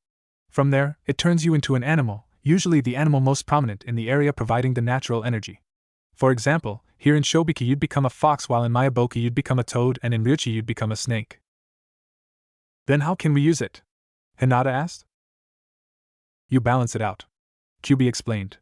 Your chakra is made of two parts, physical and spiritual energy. He drew a circle in the dirt and cut it in half. Like this. To use senjutsu, you must add natural energy until it's more like this. He drew a second circle divided into thirds. Unless it's like this for you, senjutsu is impossible for you or anyone. My chakra is almost always like this when I'm not sealed, so it's as natural to me as breathing. Sounds doable, Naruto said. Again Naruto, not that easy. Balancing these three energies is very difficult. If you absorb too little natural energy, you can't use senjutsu and all your other skills are thrown off. If you absorb too much, you'll become a fox demon. That's the most likely outcome. Uzumaki Mito and Uchiha Madara were the only ones to succeed in this training, all other became permanent residents of Shobiku. Some of them even have descendants here. Kyuubi-sama? Called Hinata. Is it a bad thing for us if we change completely? I ask only because you sound against the idea and I'd like to know why we should avoid it while we still can. I suppose in time it wouldn't matter. It shouldn't change your personalities if that's what you think. But it will affect your ability to return to the human realm. Kyuubi told them. Even though you two are now Hanyas, you still qualify as fox summoners and have the right to be in the human world anytime you want. But if you become full foxes like me, then you stop being summoners and become summons, and summons cannot go to the human realm anytime they want. Except for Bijou like me, of course. So for us to be able to do what we want, we have to stay this way for a while. Naruto asked. Kyuubi nodded. That works, I guess. Anything else, or can we get back to training? Back to training. I'll supervise from now on with Kushina. Which made Kushina blush a bit more while Kyuubi looked confused by her actions.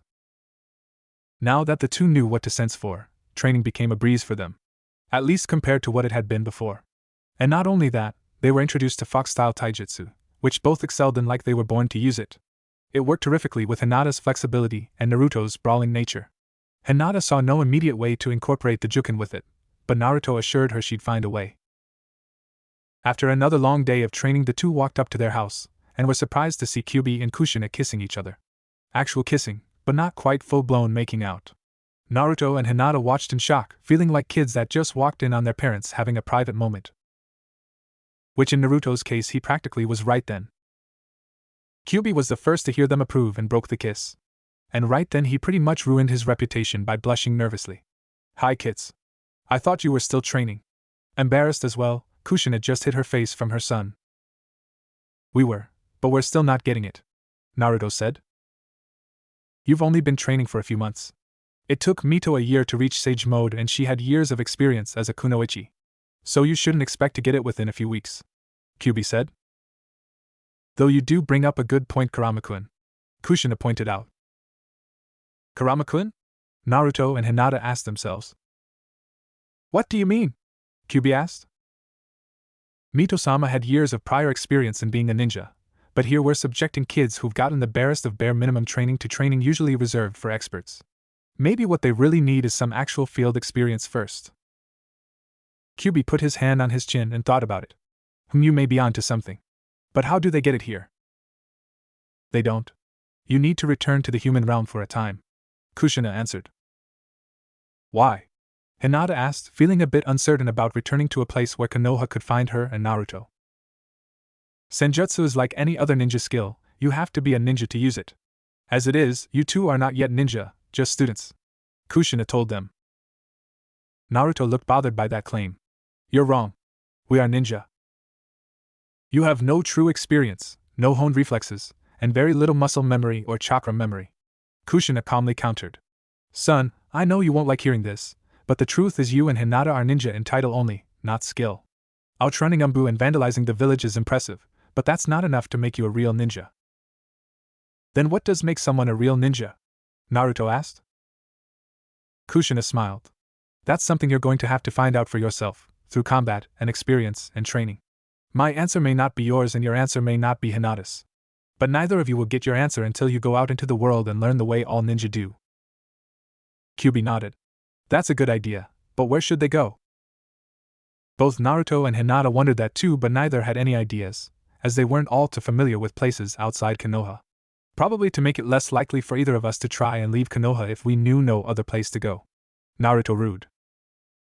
Not Konoha, or anywhere in Hai no Kuni. I'm thinking somewhere they don't even have a hidden village, but not some place where they have no one to fight. Kyuubi answered his own question. We're not fighting people just for the fun of it.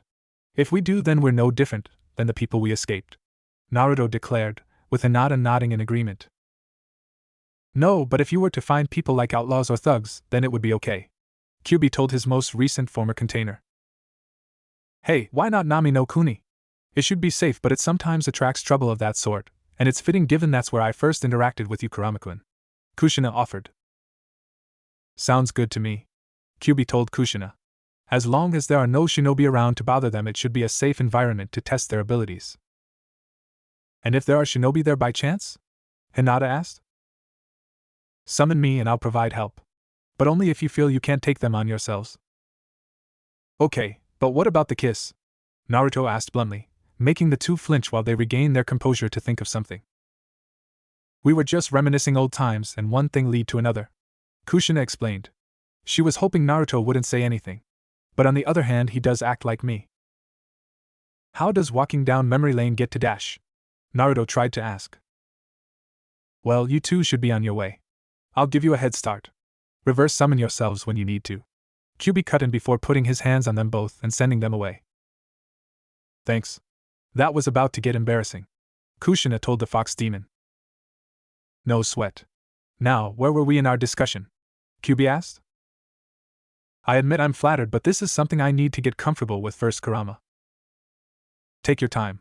If there's one thing I learned after being trapped for so long, it's patience. Which earned a giggle from Kushina, knowing how true that is. Smoke cleared and Naruto and Hinata looked around, seeing they were no longer in Kwa. They were in a forest, but the air was a lot more humid and smelled of salt. Where are we? Hinata asked. I think we're in that place Mom mentioned. Nami no Kuni, Naruto answered. Well, as long as we're here, we might as well see what we could do. Actually, Naruto-kun, Hinata started up. Technically, this is the first time we've ever been along together. Even Kyuubi-sensei isn't here. Why don't we try enjoying our privacy first? He never said we had to return today, did he? Naruto thought it over and smiled. That sounds great. Let's do it, Hinata-chan. The pale-eyed girl smiled. But let's not look half-fox first. Good idea. Good thing we learned that one quickly, Naruto said before performing a henge to look like his original self. Hinata smiled. Naruto-kun, maybe you should try a different look. There is a chance Konoha shinobi could spot us here, and even if they don't, people who live here might tell them about us. Good idea again, Hinata-chan. What would I do without you? I don't want to know. I just want to know what you will do with me, she told him playfully. Ever since the transformation, Hinata's new vulpine side was affecting her behavior with Naruto. No longer shy, but still reasonably bashful and coy, she was for all basic purposes a normal girl. Naruto came right beside her and put his left arm across her shoulders, holding her close to him. I just want to enjoy some well-earned alone time with my best friend. Hinata smiled but didn't blush. Thank you, Naruto-kun. Henge differently to disguise themselves, the two walked to the nearest town to relax before more training. Naruto had red hair without whisker marks and wore a black shirt and shorts, while Hinata had red hair and blue eyes and wore a dark purple blouse and skirt. She no longer felt so self-conscious about her body now that she knew Naruto found her attractive, and he would defend her if others got too interested for their own good. They had both been in a good mood until they saw the town that is. Is this the slums? Hinata asked, noting the dilapidated buildings, boarded-up windows, litter on the streets, an occasional rodent in broad daylight. I got a bad feeling here. We should go to another part of town, Naruto told her. This reminded him too much of where he had to live in Konoha. It looked neglected and unsafe to be in after dark, yet you felt like someone was watching you. Hinata offered no objection, and the two just hurried through the district. As they hurried, they saw more signs of neglect, vandalism, and downright abandonment. And in one alleyway they could have sworn they saw a dead body, but neither were in the mood to confirm it. They just hurried faster. What is this place? Hinata asked. I don't know, but something tells me we've got more to worry about than our training here, Naruto replied. When night came, neither of the fox Hanyas had acquired any explanation for why the town was in such bad shape. No resident would talk to them, they just ran and hid as if being seen was a crime. Something is going on here, Hinata commented. A bad economy is one thing, but the actions of the inhabitants tells me this isn't just a lack of proper living conditions. Something or someone is trying to destroy their spirits, and has all but succeeded. Naruto nodded, all too familiar with that situation. He recognized the signs that pointed out these people weren't cowardly, but doing the only thing that kept them alive this long. I know we didn't come here for this, but we have to do something about it. If we don't, we're no better than the people we ran from. Hinata nodded. Problem is, how do we identify the source of the problem? We came here to prove ourselves as ninja, right? Maybe we should act like ones. An hour later, a group of people were gathered in what was quite possibly the only stocked bar in the city. Stocked and running mostly because the thugs dominating the city wanted a place to have fun, so they left it alone. Most of the natives avoided it because the thugs, when intoxicated, might turn on them all that much sooner, but those that had lost all hope weren't afraid to come here and drown themselves in liquor. I can't wait until these goons leave, the bartender commented to one of his regulars while some aforementioned goons were being rowdy in the back of the tavern. The regular scoffed. Face it, Mo-san, they're never leaving. As long as there's something here for that gato to take, they're staying. Excuse me? A newcomer said. Sorry, but my wife and I are new to the area. Can you tell me what's become of Nami no Kuni? The natives looked them over, checking for anything out of the ordinary. At first glance, they were just a black-haired man and brown-haired woman in their 20s wearing identical black shirts. Nothing too peculiar, but Nami residents were anything but hospitable at the time. Have you been living under a rock? The bartender asked. The man shook his head. No. We've actually been traveling a lot for the past few years and decided to come here. Looks like we came at a bad time, though. I'm Kuramaru. And I'm Hinako, his wife added. The customer of the bar shook his head sadly. I don't know how you two got here, but my advice is get back to the mainland and get as far away from here as possible. We don't need tourists, we need someone who can fight. Like ninjas. Kuramaru and Hinako grinned. What if I were to say we were just that? Kuramaru whispered. I'd say, what are you doing here? The customer whispered back, intrigued. Tell us your names and we'll tell you more. I'm Jichi, the customer replied. And I'm Mishiro, but people call me Mo for short. The bartender, intrigued as well, added. Can you help us? That depends on what you need help with, Hinako replied. It started when a man named Gato came to Nami no Kuni about a year ago. Mo started, keeping sure that the goons in the bar weren't paying attention since he is looking at them from a distance. He bought our main harbor that connects us to the mainland. At first he just renovated it and improved it. Better boats, better docks, roads to and around it were in better shape, but he charged an awful lot for anyone to use them. We travel and trade by sea, so this hurt us a bit. We had other harbors, but they all conveniently went out of business or had accidents. In no time Gato was in charge of our only connection to any other country, isolating us economically. Whenever anything comes into the country, Gato takes a percentage for himself, saying it's his legal right to, and when we tried to send anything out he'd do the same. After a while we lost foreign business from clients saying we were trying to rip them off, and we almost lost all trade and business anywhere. Why haven't your daimyo done anything about this? Surely he would hate for this to happen, Hinako asked. We've tried, but he keeps telling us Gato hasn't done anything illegal, so we can't make any move against him, Jichi claimed. Kuramaru frowned, thinking something else. Something doesn't have to be illegal to be wrong. Hinako nodded. It sounds to me like your daimyo is being paid to not get involved. Jichi nodded. That's what I suspect. But the thing is, this all didn't get this bad until that family tried acting against Gato personally. Now Jichi-san Emo tried to say, but was cut off. Oh, you know I have a point, Emo-san. That man Kaiza pretty much painted a giant bullseye on himself when he defied Gato, and that was when Gato decided to become cruel instead of just greedy. Shivering from the memory, he looks at the two with a serious expression. After that public display, he moved in on our living standards directly and taxed us left and right. Just imagine how much worse he'll be after he gets rid of Tazuna-san. What do you mean? Kuramamura asked. Oh, there's this family that's trying to make things better but are really just making things worse. One guy named Kaiza saved us by fixing a busted dam, but Gato didn't like that and executed him in public view. Then, to make sure we didn't do anything, he intruded in our lives. Now his father-in-law Tazuna is trying to defy Gato by building a bridge so we don't need to use the harbors for international business. When Gato acts this time, he's going to bleed us all even further. At this point, our only chance of survival is to get rid of Tazuna-san ourselves. What will that do? Hinako asked. Maybe Gato will go easy on us again if he doesn't see us as a threat. Jichi